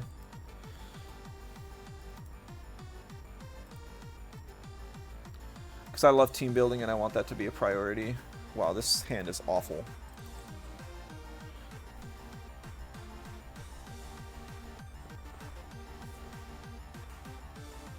It's still not great, but I am not mulliganing twice.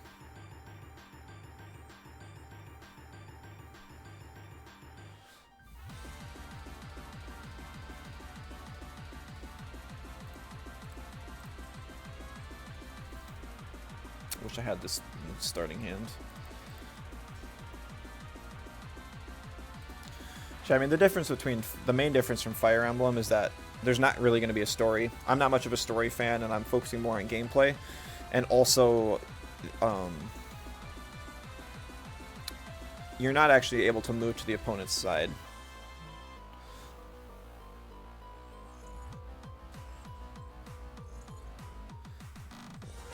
Great, this is going to hurt bad.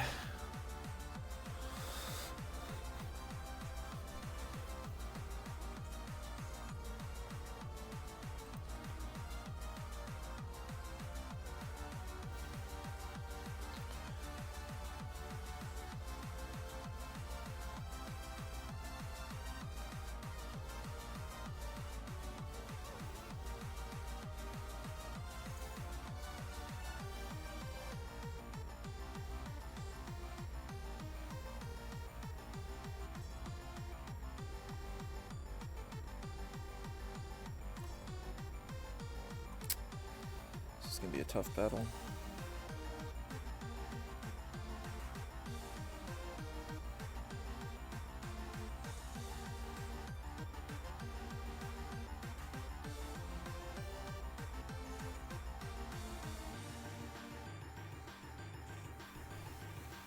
Yeah, I mean, if you get these two cards together, it's pretty crazy. It's just, like, this card alone does absolutely nothing. But this card you're always going to be running, so it's just kind of like... You get what you need. Yes, no...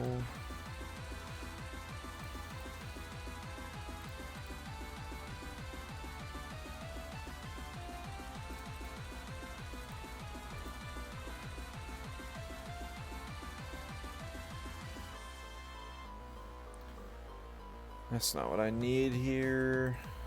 Alright. If he has anything that stops this, I think I lose the game on the spot.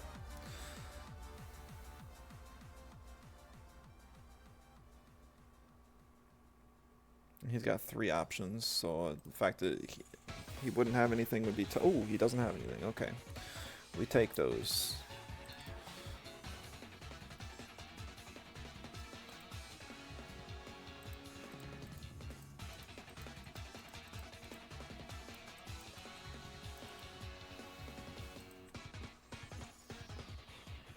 What does he have then?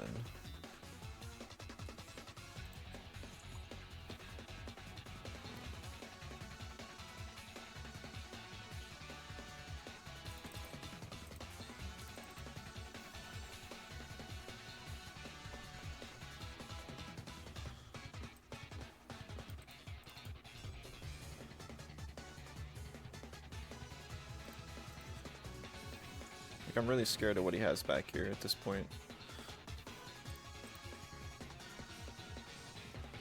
If he has a shield, which this deck doesn't normally run shield, but it could. It easily could.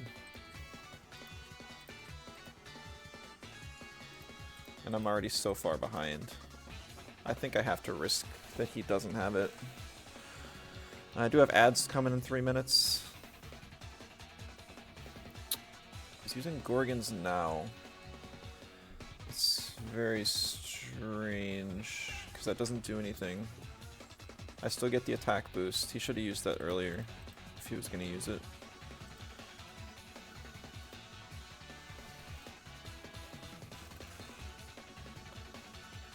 It does prevent me from killing him, though, so it buys him a turn if that's what he's trying to do. Maybe he didn't have anything else and he was just using it to make sure I couldn't, but he still should have done that earlier. Because now I'm at 6 attack and he can't use this thing to kill me. but she would have been able to before.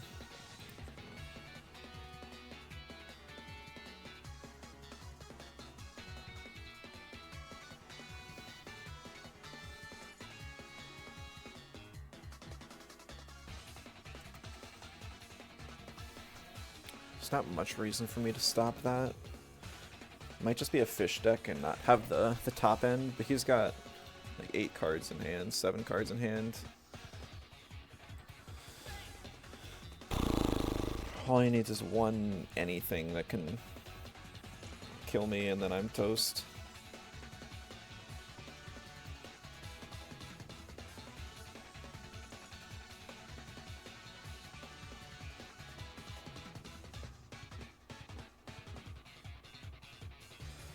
This one I think I'm gonna stop.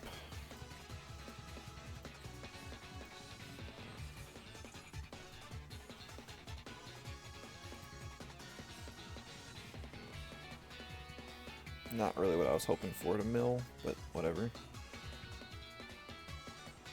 And he's got a second one anyways. Bruh. I guess that's what happens when you get perfect hand, get to draw a million cards.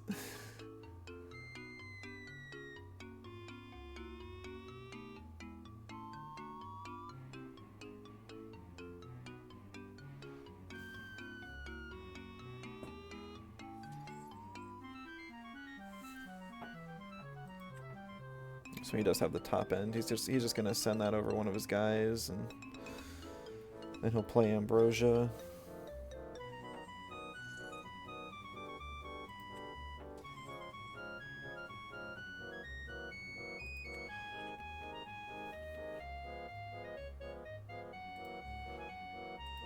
Yep. Oh, that stings.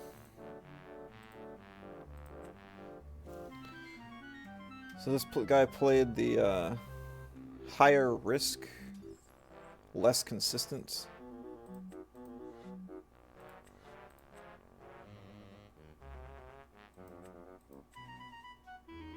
That's fine, you can destroy that.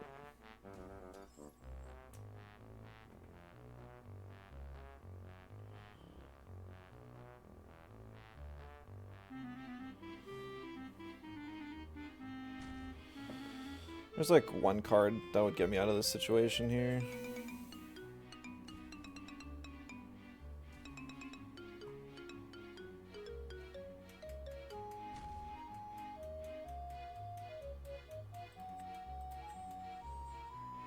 My hopes to draw it are not high.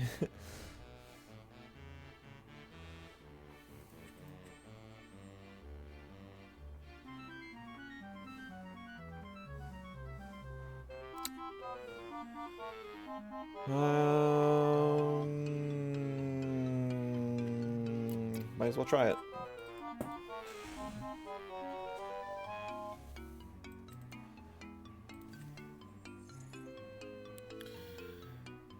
It's really not a great option. This isn't what I was hoping for.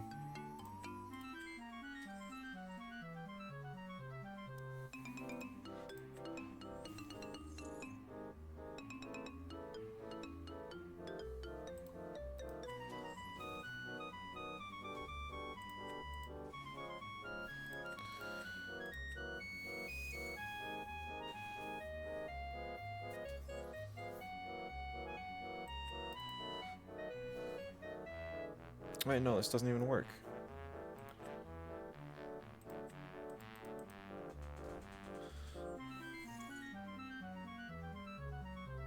Because I'm only at 7.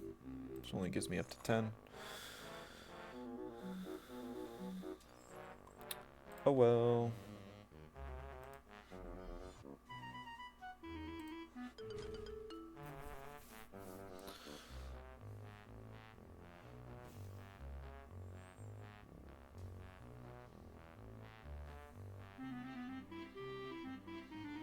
We'll see if he makes a mistake. Only way I win here is if he messes up. Which is still possible, but highly unlikely.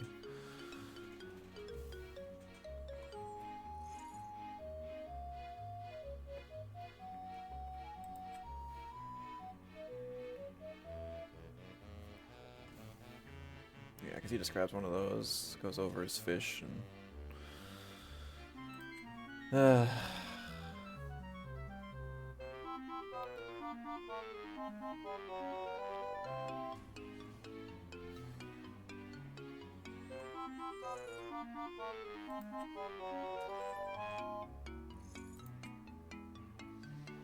This deck is so crazy. I've beaten him multiple times, but it's just annoying. Yeah.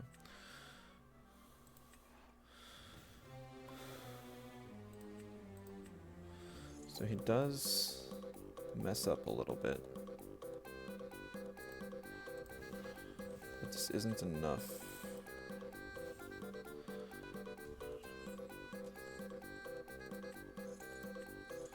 Because all it does is buy me one turn, and it's not enough.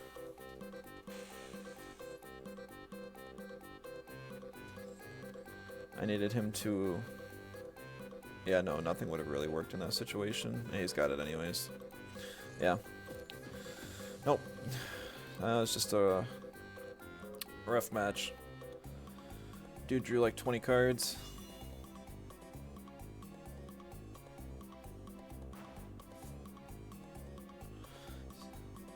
Now, I really wish I didn't get two of these. Like, getting two of these and this kind of sucks. Maybe I'll wait and see if this guy mulligans. He's going first anyways. I'll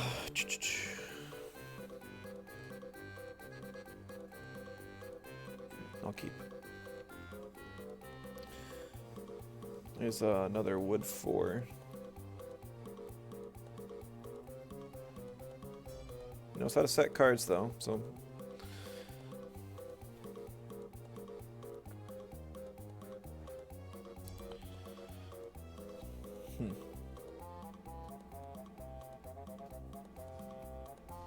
Titanic Strike.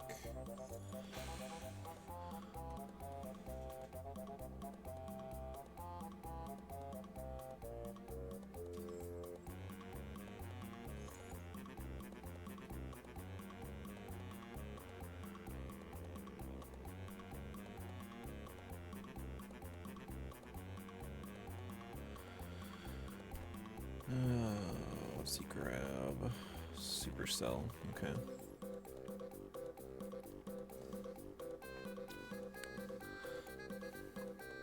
That is the perfect card. That is exactly what I wanted.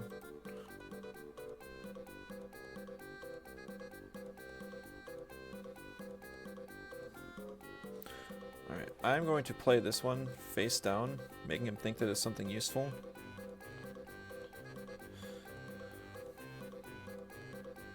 Even though it's just a duplicate that I did not need. Then I'll play this guy, making him think that I don't have anything, and I'm trying to search, see if he uses something valuable on it.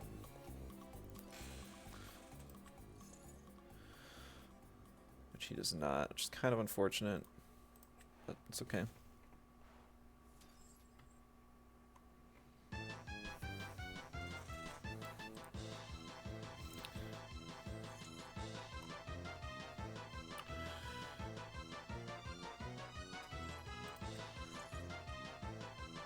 Still move forward with my plan.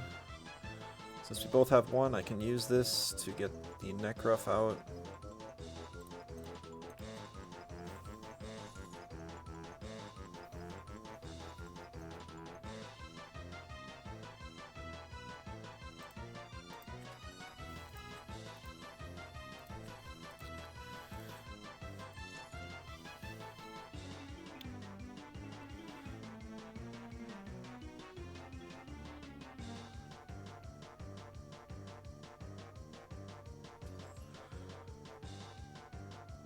Nice.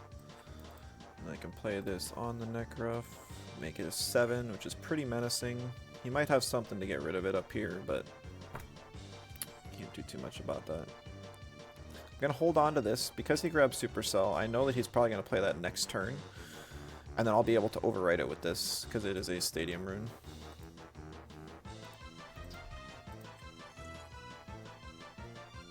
So we'll see what he's got to defend now.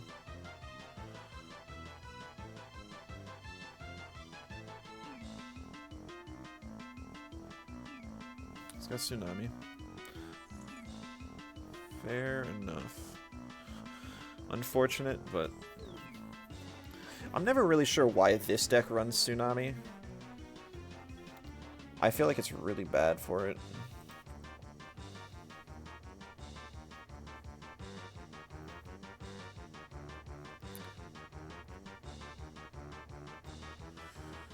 Both of these are good, actually. I'm gonna go with my gut. Yeah, because that cancels my attack because I'm in defense now. But he has a lot of stuff in this deck that you don't want in defense at all. So it always surprises me that people would put stuff in defense. Stops me from being a VGC pro? Luck. I despise the luck in Pokemon. It frustrates me to no end. Plus, I like playing off-meta stuff. The last thing I want to do is play a game where everyone's running the same exact thing. Like, a large part of my skill in games like this are my ability to team build and come up with ideas that nobody else has. Paired with, like, a maybe slightly above average, like, playing skill. VGC is a lot of what your playing skill is, rather than your actual...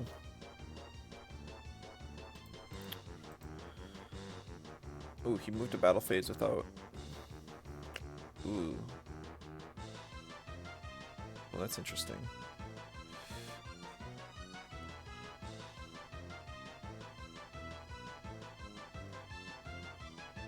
I think I'm gonna try this.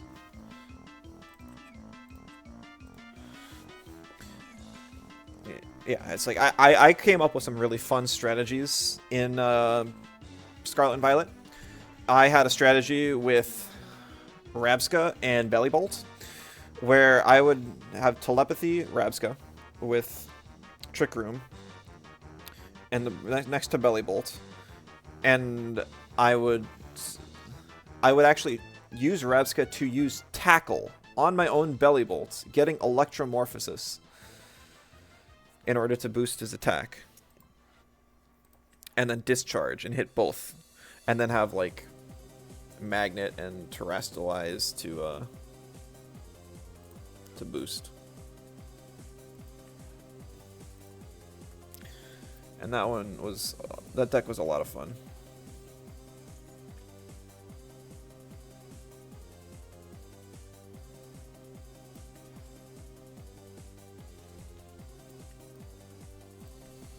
But the problem was, like, ground types were just...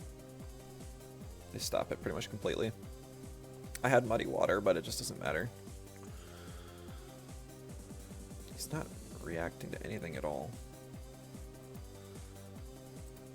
Do I want to heal, is the thing.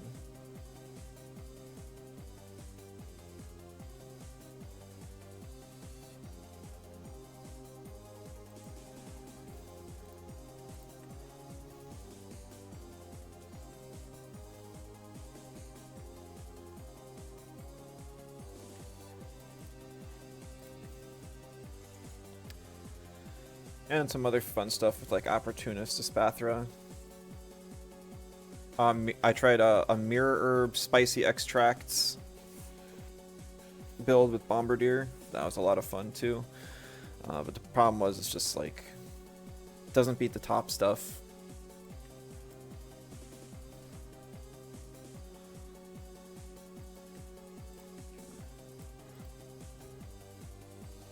So it's just doesn't really...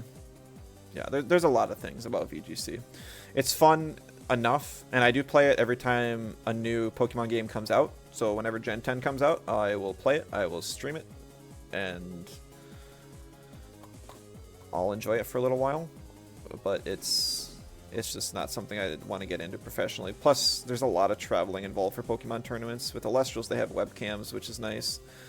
There is another Tsunami here, so that's really unfortunate for me.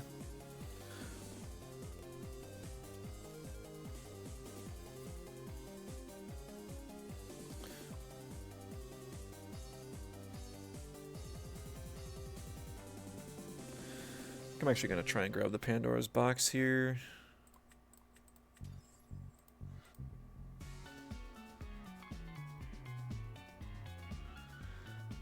Yeah, this... I had to hope he didn't have another Tsunami. I was like, you can only have 3 of a card in a deck. And the fact that he had 2 of the ones that would stop me was tough. And then he's Gorgonsing me anyways. I don't know what he's going to pull here. But he's got Supercell, so he'll overwrite my Stadium now. The whole reason I used the Stadium was so that I wouldn't get swapped to defense if he did have Tsunami. So I was trying to play around it.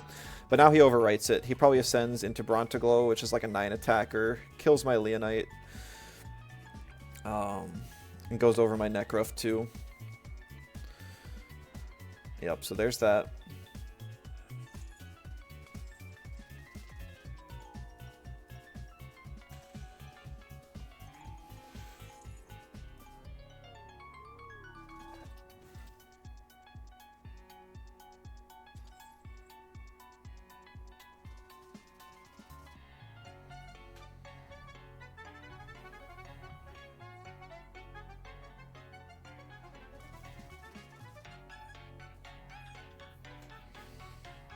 He's changing to attack, but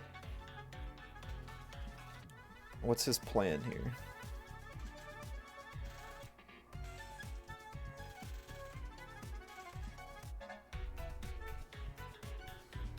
Eddie. So he's got another... So is this just a whole defense swap gimmick? Why does he have the Thunderstorm stuff then?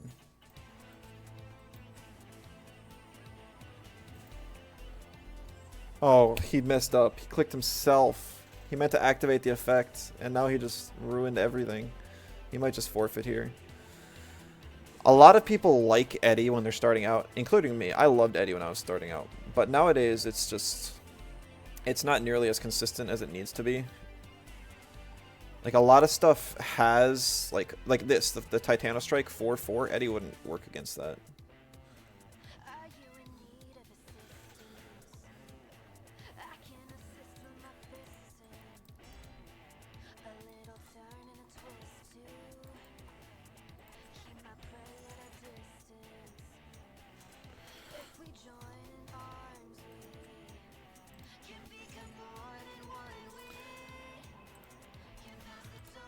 So basically all the 4 defense units in the game, just, it doesn't work against.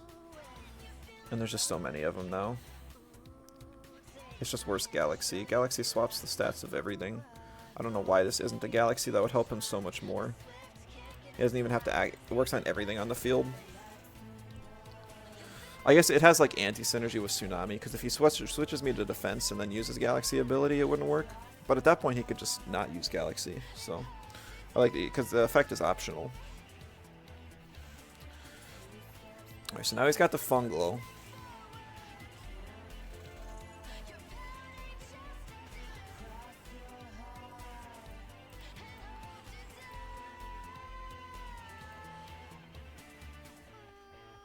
See, if he has the Thunderstorm in hand.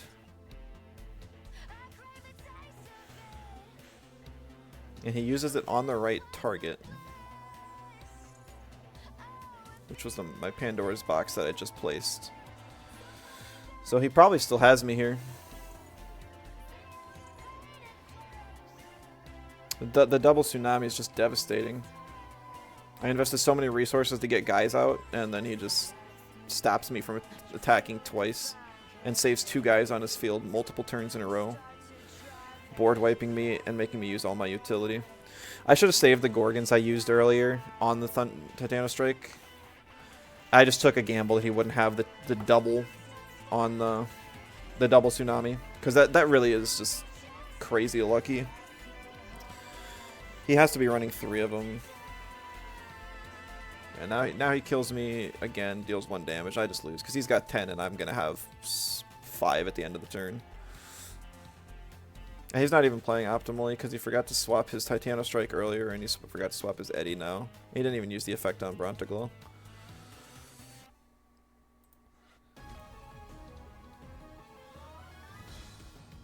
If I get another Kinleo here, I might be okay, but that's a lot to ask for. Oh no, it's the Volcaries.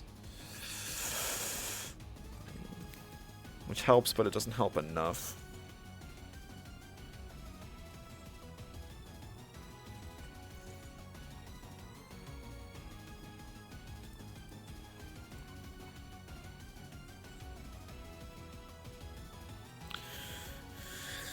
Because like if he tsunamis here, he brings his 9 down to a 4. Like the only thing that like one of the best things to deal with this guy is tsunami, and if he's playing that himself, it just seems like not very productive working against him. So that's why I never understand it. And then like a Volt 2, which this deck doesn't seem to be running. I forgot to equip this, but oh well. Let's attack over the Eddy and then move to end.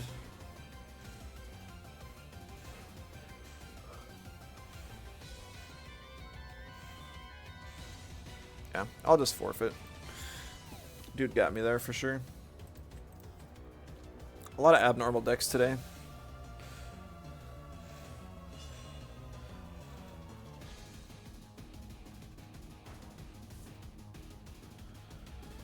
That's a pretty solid starting hand. I'll keep it. Ultra Stars gives me some utility. Once I get the Hephaestus with Volcaries.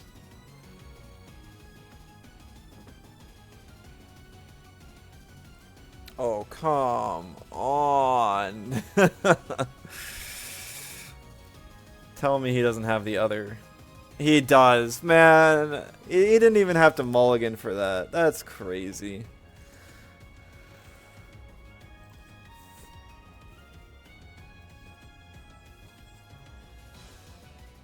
Wish I could get that lucky.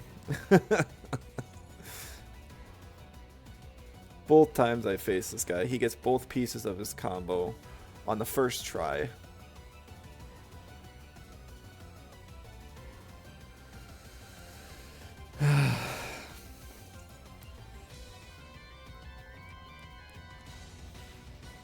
Basically, I need him to whiff really hard.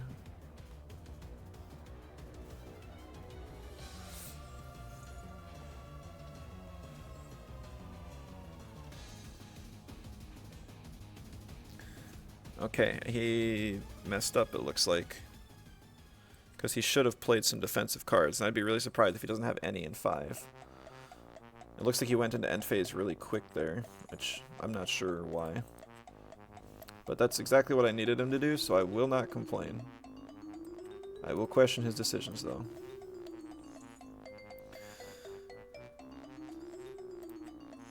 Because basically, if he doesn't have anything to defend his guy after the first turn, then I just destroy his guy with 3 spirits on him.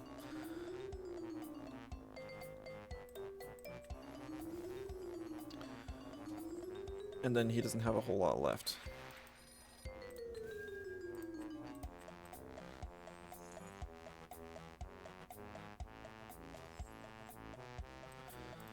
I've got a couple options here.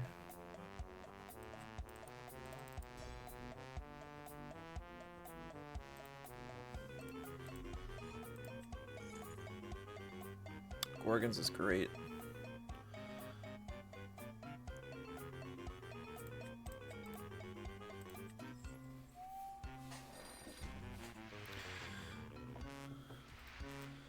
I've got a couple things that should be able to get me through this turn unless something bad happens. He could have the full combo in hand, because if he doesn't have defensive options, then he probably has a lot of combo pieces.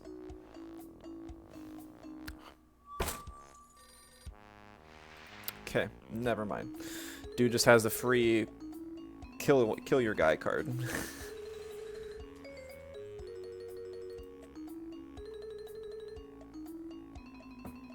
That sucks.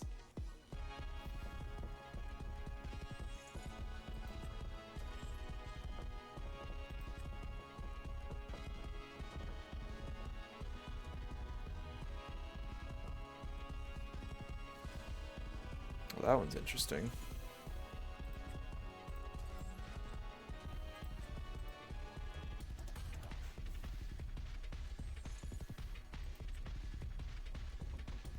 I wonder if he... No, this guy had the lock a gun. Maybe he's only got like 1 or 2 of them instead of the whole combo.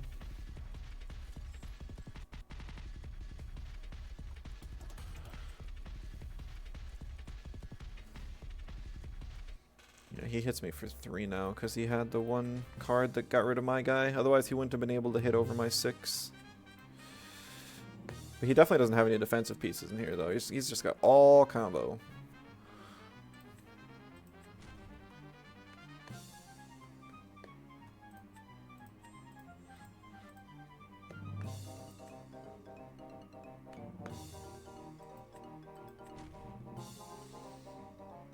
So that's kind of worrisome. Gotta go. Things need no problem. I'll hopefully be streaming at least like once a week now, but that no promise. Hope to see you around. Yeah, you have a good one too.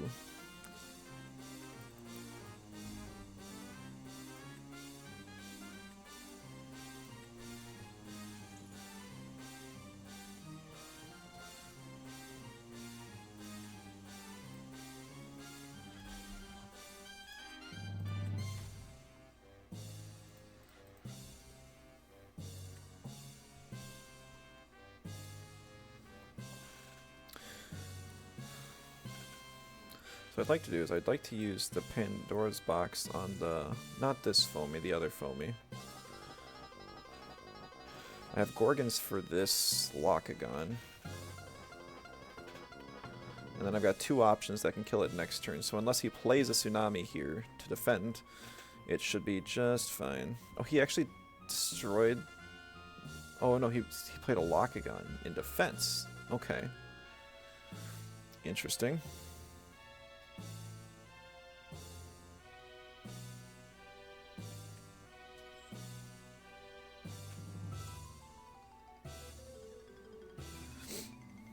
I think I'll actually let him play this one. Will I regret it? Maybe. But that's why we limit tests. Oh no, that's the healing. Okay. Yeah, because let's see. He's got 1, 2, 3, 4, 5, 6. So we'll have 5, so he'll be at 7 attack. Which is totally beatable.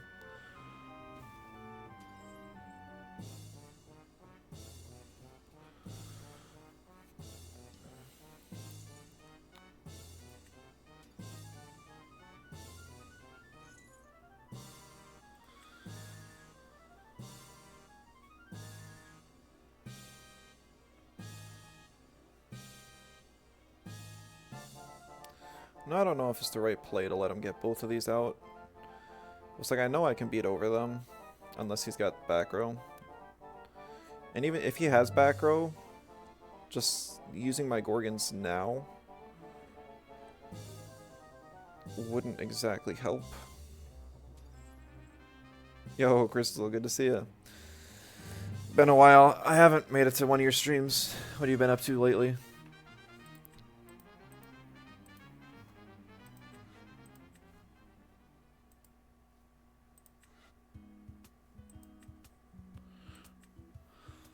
I do have to Gorgons this guy now. Yep, this is the digital version. It's pretty buggy right now, but it's largely good. Been having a lot of fun with it.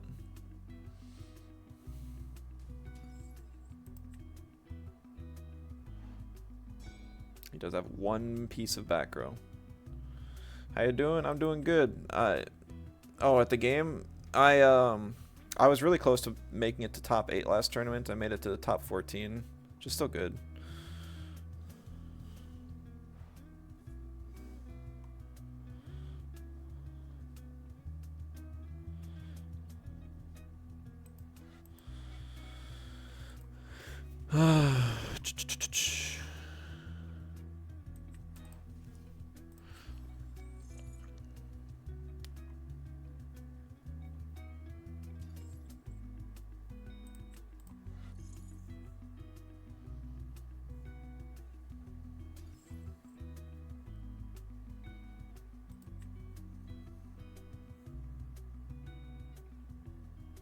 Let's see what this guy does.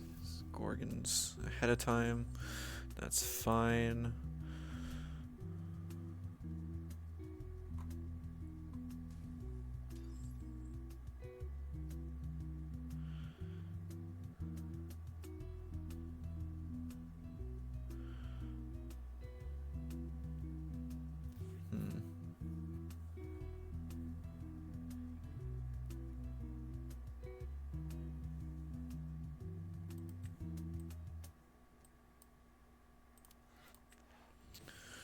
He put me in a bit of a rough spot here. Because he used those to put extra waters into his underworld so he gets stronger.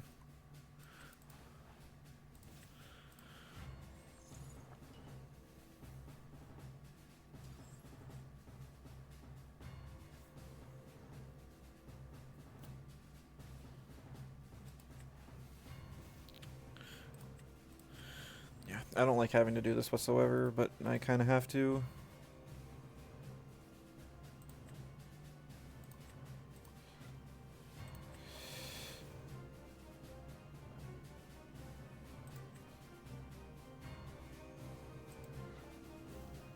Doesn't matter in the slightest, but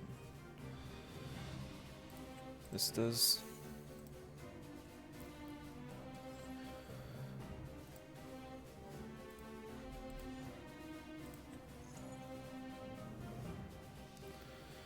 That one's good, that one's not as good, that one's pretty good too. Actually, in this situation, yeah, we'll go with this.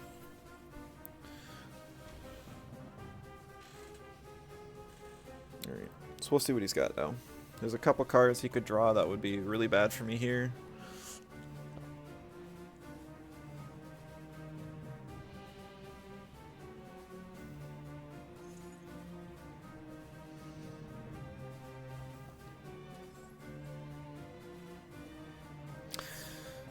And he had another one in hand. That's so dumb. I was like, ugh. I could have prevented him from searching out another one. But him just having two in hand is just... There's nothing I can do against that. What happened? This guy's playing one of the most broken decks in the game right now. And I gambled that he didn't have the specific card in hand that would have won him the game, and he had it because he already used one copy, so there were only two of them remaining in the deck. So it was like basically like a 1 in 15 chance that he had it. So I thought the odds were in my favor. Clearly, they were not. That's fun. How often does the game turn out like that? I mean, it's a card game. It happens. It's... I don't know. You can get good luck, you can get bad luck. Can't really control it. For the most part, I've probably got like an 80% win rate with this deck. On the high end. Maybe it's probably more like 70%. Maybe 60 after today. Today I've been facing a lot of crazy stuff and getting on the wrong end of luck a little more often than I'd like to, but it happens. Oh, that is not a good hand. It's like there's so many good pieces to it. I don't know, I'll try it.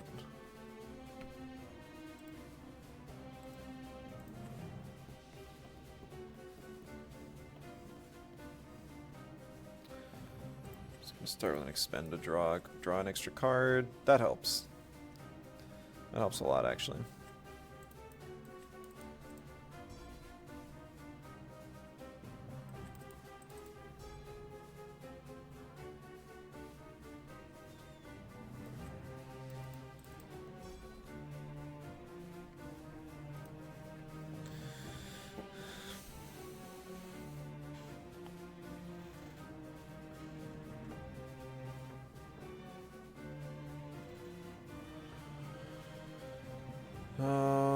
Frost, okay. I haven't faced a Frost deck today.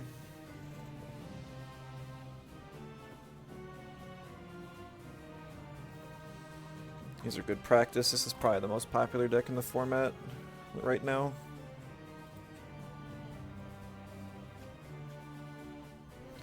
I think in general I have a pretty good matchup against it.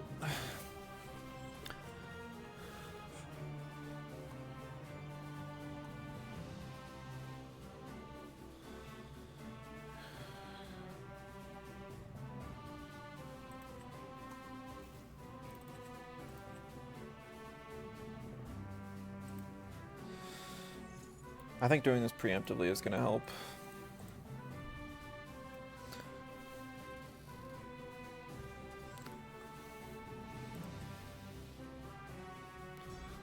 He's got one card. If my next card is a guy, I think I'll be in really good shape. If it's not, I'll probably be in a bit rougher shape. But still workable. He's got 2 defensive cards. Okay, that's... When I said guy, that's not really what I was hoping for. But I can make it work.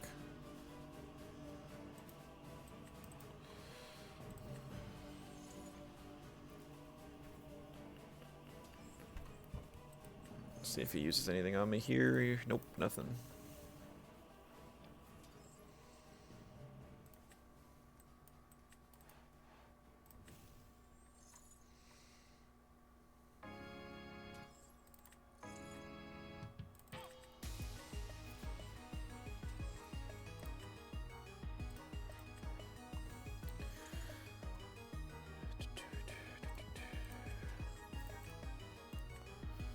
Alright, so here's the crucial part.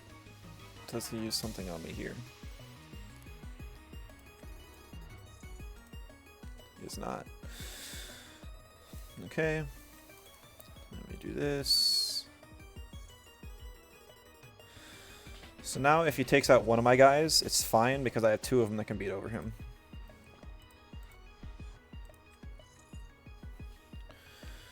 Gorgons, Torch, Necrof. Necrof is awesome here. And getting another Gorgons is cool too. Alright, so his guy's destroyed. That helps.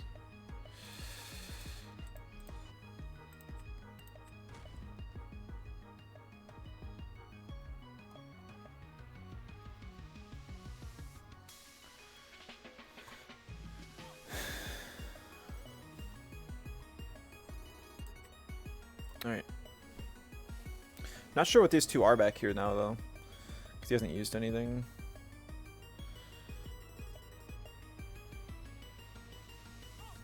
Harpoon. That's fine. It really doesn't hurt me at all. This is a very slow-paced card, and this meta is very fast. Because all this guy is a searcher.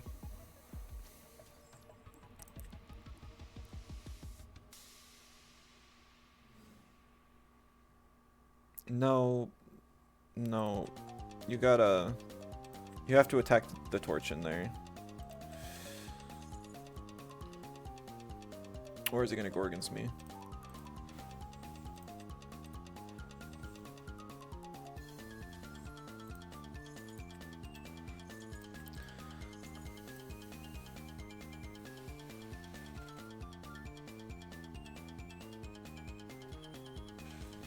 Oh, spoiled fruit. You don't. Why do you run this card in your main?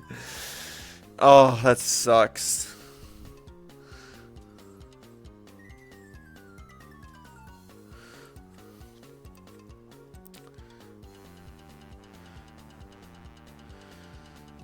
All right. Still in this though. It's very unfortunate. That card you said that was useless for the fast meta doing a lot of damage? No. I was going to do a lot of damage to him if he had anything other than that card.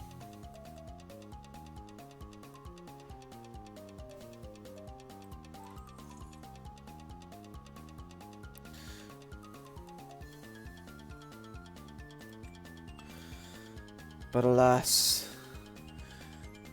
Did you know that spoiled fruit was possible? It's a very niche card. So there's a side deck in this game normally, and you can swap in cards to like in between matches because they're normally a best of 3, and that's one of those cards that you would swap in a best of 3 situation.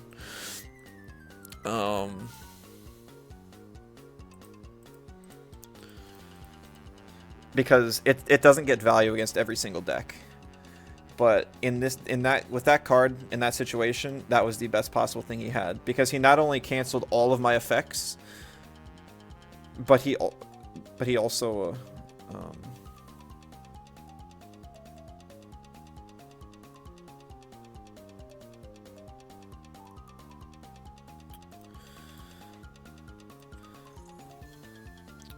he not only canceled my effects, but he also prevented my heal.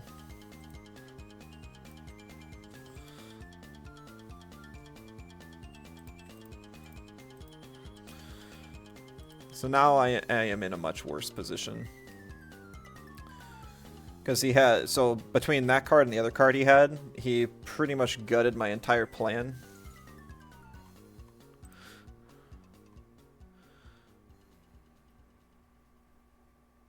So in the online client, it is only best of one. So that you don't get to swap stuff in and out. So that's why it's very surprising to run that card in a best of one situation. Now, given there's a bit more to justify it because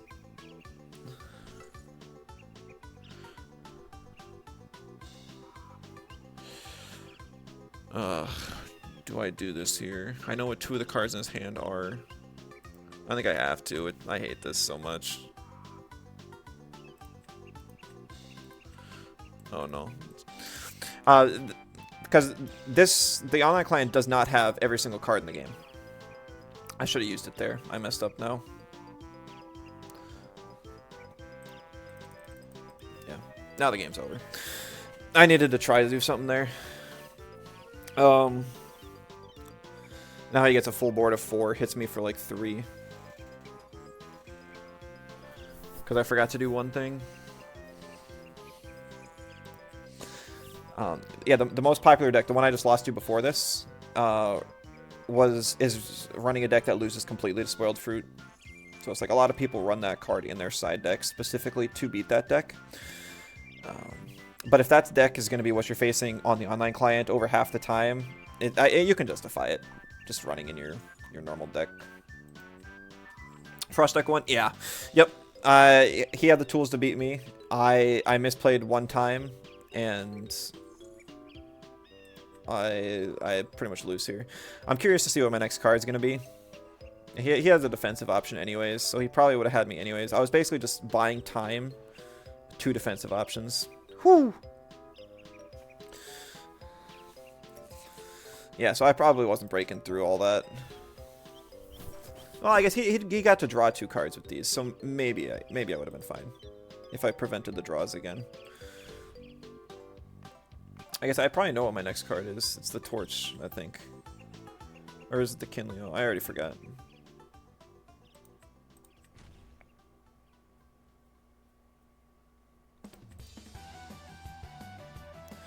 Game looks incredibly fun. It is a ton of fun.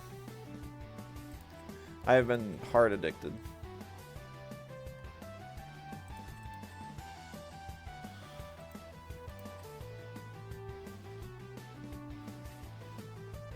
Oh, it's the Torch. Yeah, no, game's over. You got it.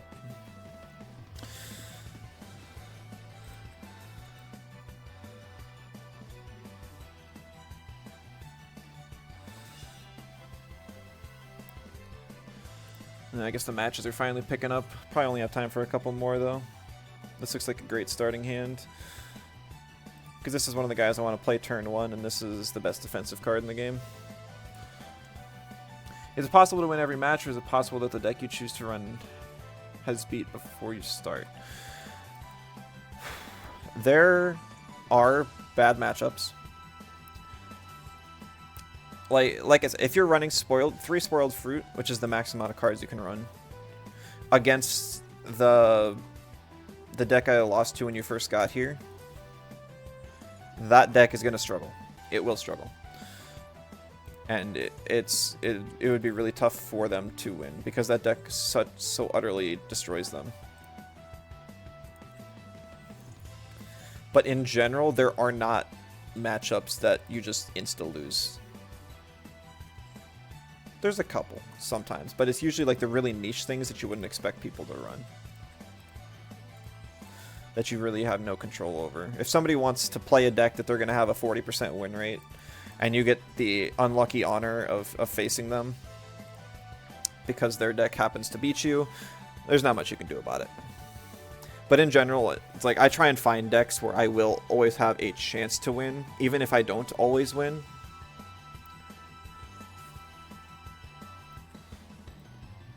Is that a wind and an electric? Weird. Alright. Okay. Strange.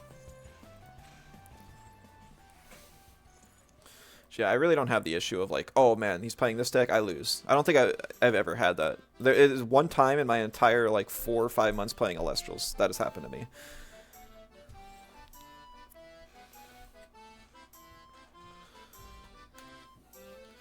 Yeah, because trust me, I'm not a fan of when that happens either. I really don't like it.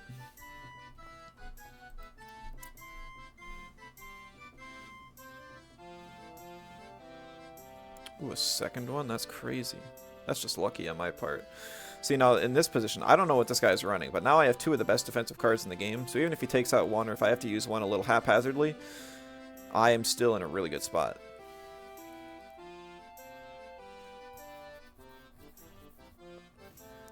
He used one of his back row against me, which is good and fine.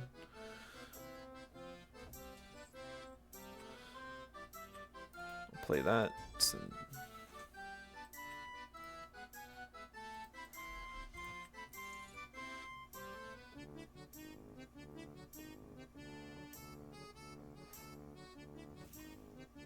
Oof. Alright, so I got rid of both of his cards. Oh, I didn't think about that. Ah! Good play. I messed up.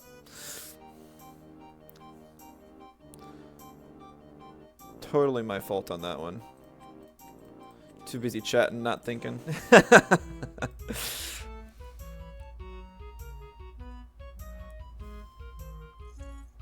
And unfortunately this is bugged, so normally you'd have to pay 1 to destroy my guy here, but he doesn't have to pay it because it's bugged.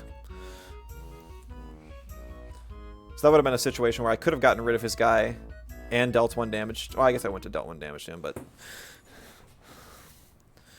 I'll probably just take 1 extra damage here, which isn't too bad, but obviously prefer not to have that happen.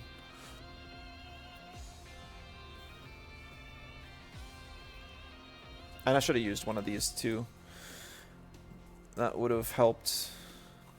I'm playing this game too fast. That is my biggest issue, is that I will not stop and make decisions and use the full time I have to think. Because I have 2 of these, I should have used one here to prevent this guy.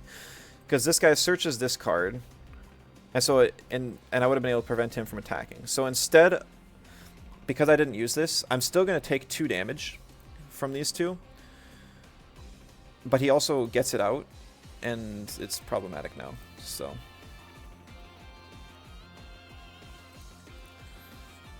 oops.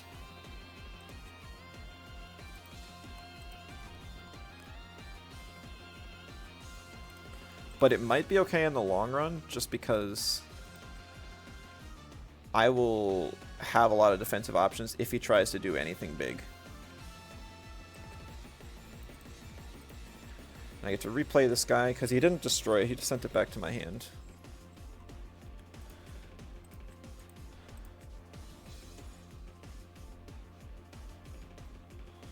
Grab another one of those.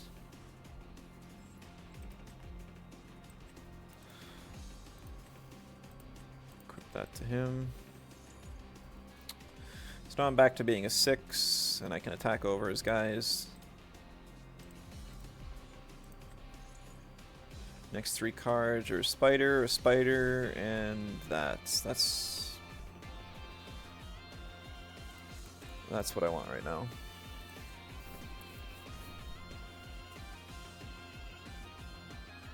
But yeah, possible to win every match? Probably not. Because there will be times where your deck just screws you. Because there have been games where I draw like 6 units in a row and have no utility, or I draw all utility and no units. And that's just how card games go. Do I wish it wasn't like that? Yeah, honestly, I do wish it didn't have to be that way. But it's just not how it goes.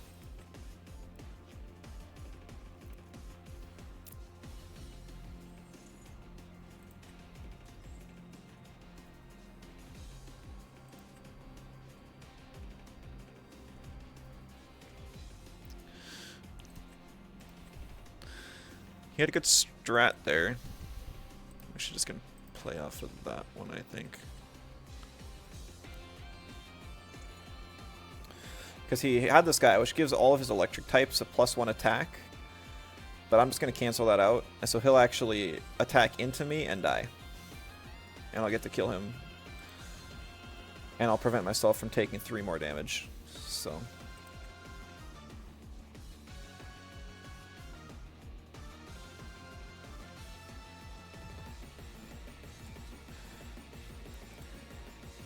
Because he has this thing, I'm a little afraid to play this right now, but I'm going to.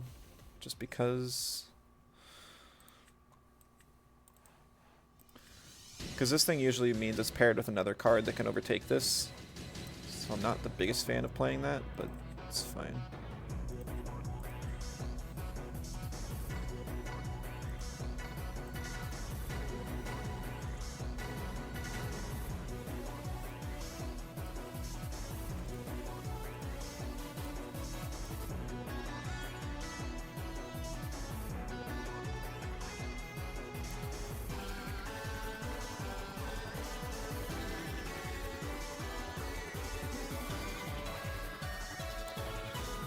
The opponent doesn't have anything to interact with me, so I'm basically free to just play here. I'm not sure what he's thinking about. Maybe he's just trying to read the card. Basically, this card was really heavily underutilized, and I've kind of popularized it. I feel like more people know what it does now than used to, that's for sure.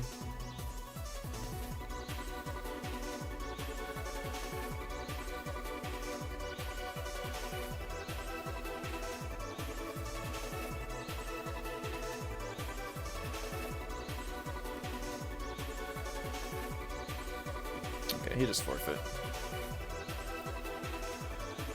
Which is understandable.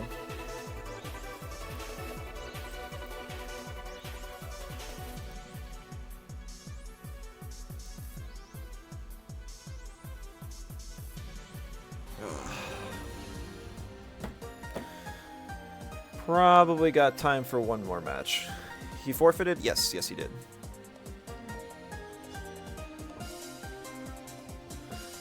This is the guy, I forget which deck he's running. This is a pretty nice hand. It's not a great go first hand. Did I forfeit against a Frost deck? I think so. Like, the game was over, so there was no reason to keep playing it. I really wish I remember what this guy was playing.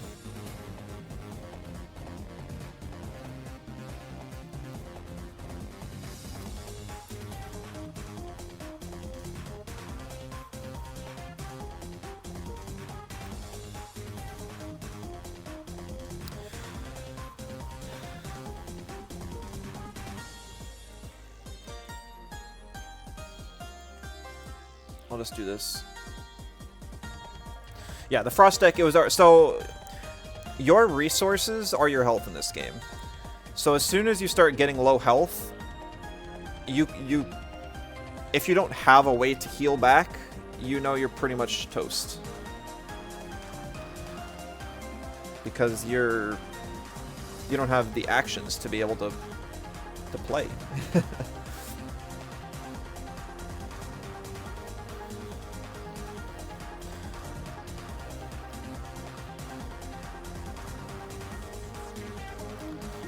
It also means the more actions you take, the lower health you're going to be.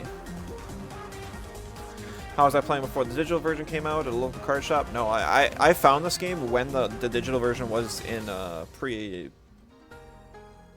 was in beta. They were giving away beta keys for free.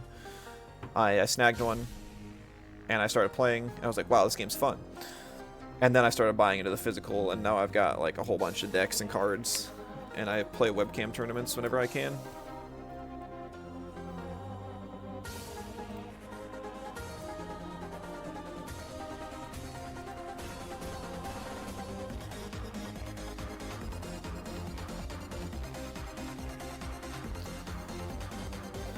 Buying something cool early. I know, it's like I keep wanting to spend money to invest in some of like the limited time products, but I just can't bring myself to spend that much money.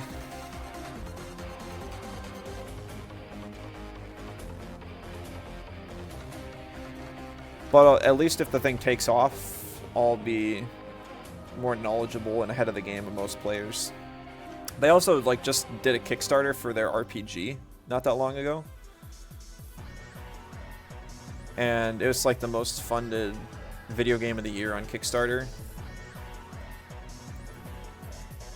As well as the #1 highest monster taming game on Kickstarter ever.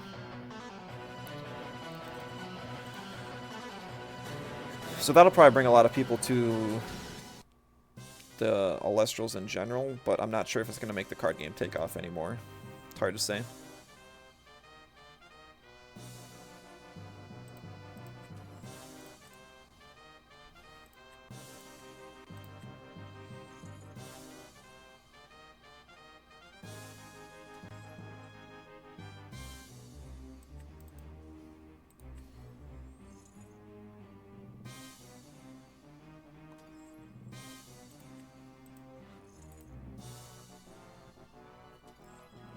It's going to be all up to whatever this card is. Because I can play this. This gives my guy an attack boost to hit over him. But if he has a defensive card, he can totally prevent me from doing anything.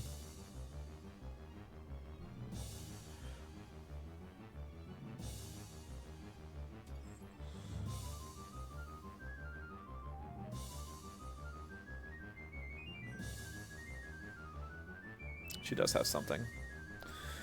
So he's going to prevent me from doing anything this turn. Which is unfortunate, but he can't kill me with that, so I'm not too scared. Basically, all that does is buy him a turn. But I have the best defensive card in the game here, so depending on what he has, I might still be fine.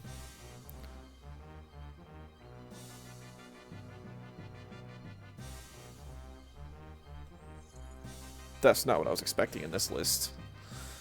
I guess he only showed the one spirit so far. No, he showed a couple. Boy, am I glad I drew this. If I didn't, I'd be in a rough spot. He's got 2 of them? Why? What's your plan here?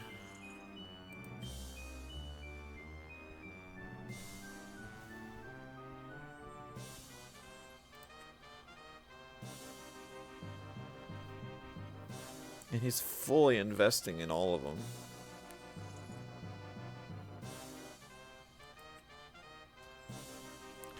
Now, he'll be able to take out my little guy and maybe even this guy if he wants. I can't stop that.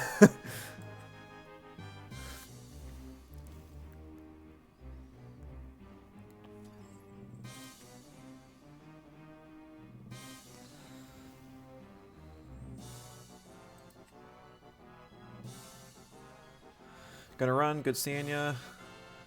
Yeah, thanks. It was good to see you again. We'll try and stop into some of your streams sometimes. Have a good one.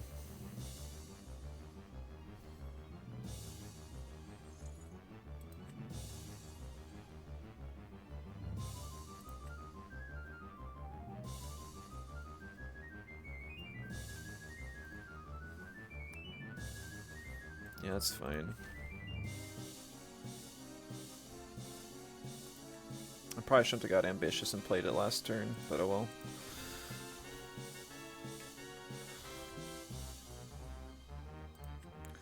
I get a free destroy on him.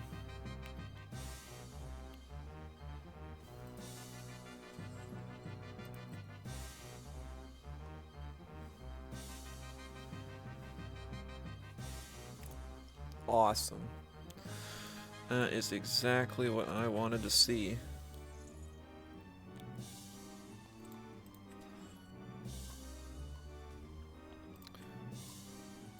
So now I can play it, and then I can search for Alienites. Get something big on the board.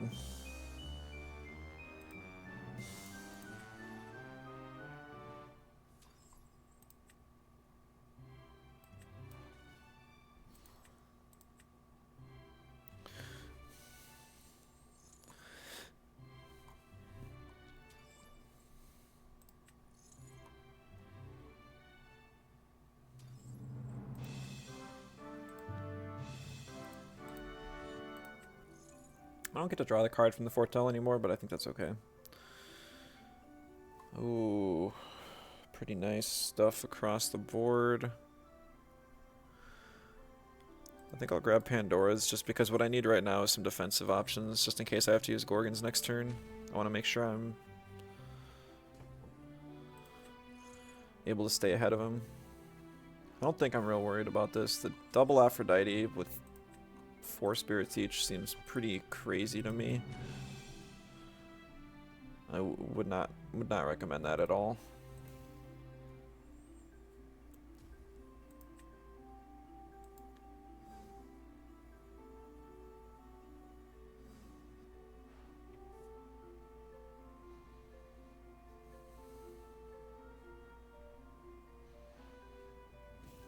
Oh, okay, so he's spending 2 of them to draw, at least.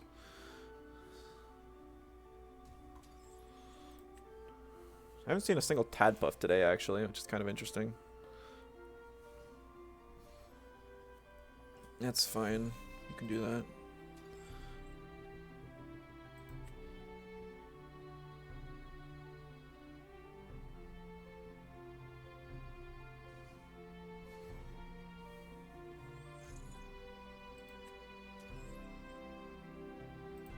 I don't know why I put him in defense. I guess because Leonite overflow.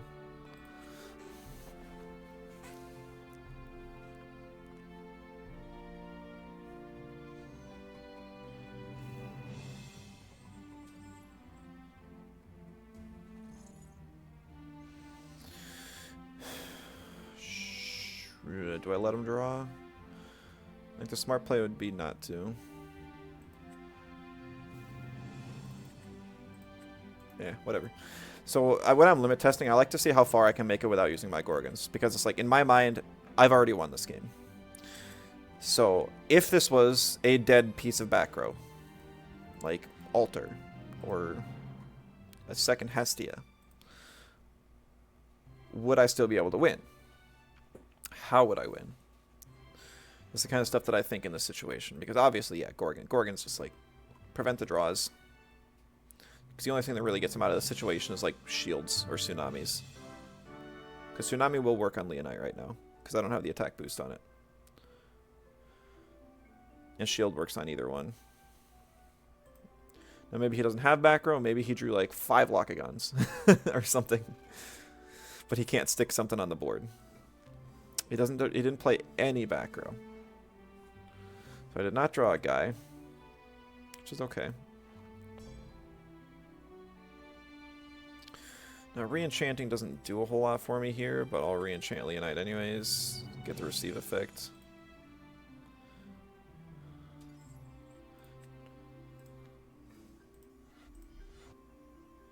Going to Aphoros, check Torch again, Hestia's Hearth. Probably should have had Hestia's Hearth on top, just so I can get the extra spirits, but I guess it doesn't really matter because they're in defense anyways, so no matter how many spirits are on this thing, it don't matter. Could force him to expend an extra one, so he's only got 1 spirit left. If he casts anything from his deck, he's toast.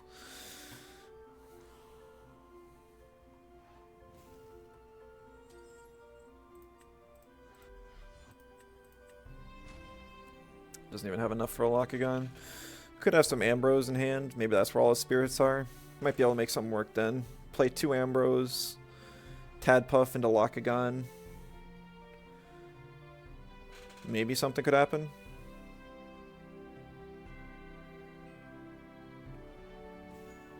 He's spending to draw on his last spirit. Alright. GG. Nice to end off on a win. Total win rate for the day was 6-6. I guess you guys can't see that here. Yeah, 6-6 on the day. Not great, but it's okay. Got some practice. Face some goofy decks. I like to see people creative team building. Don't always agree with it, but it's alright.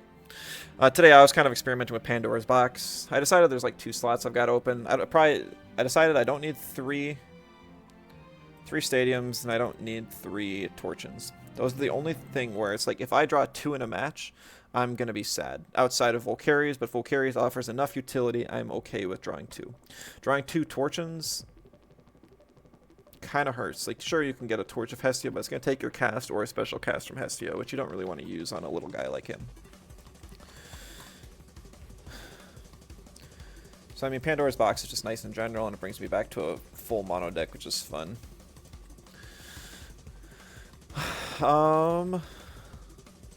Actually, is my mono challenge increasing at all?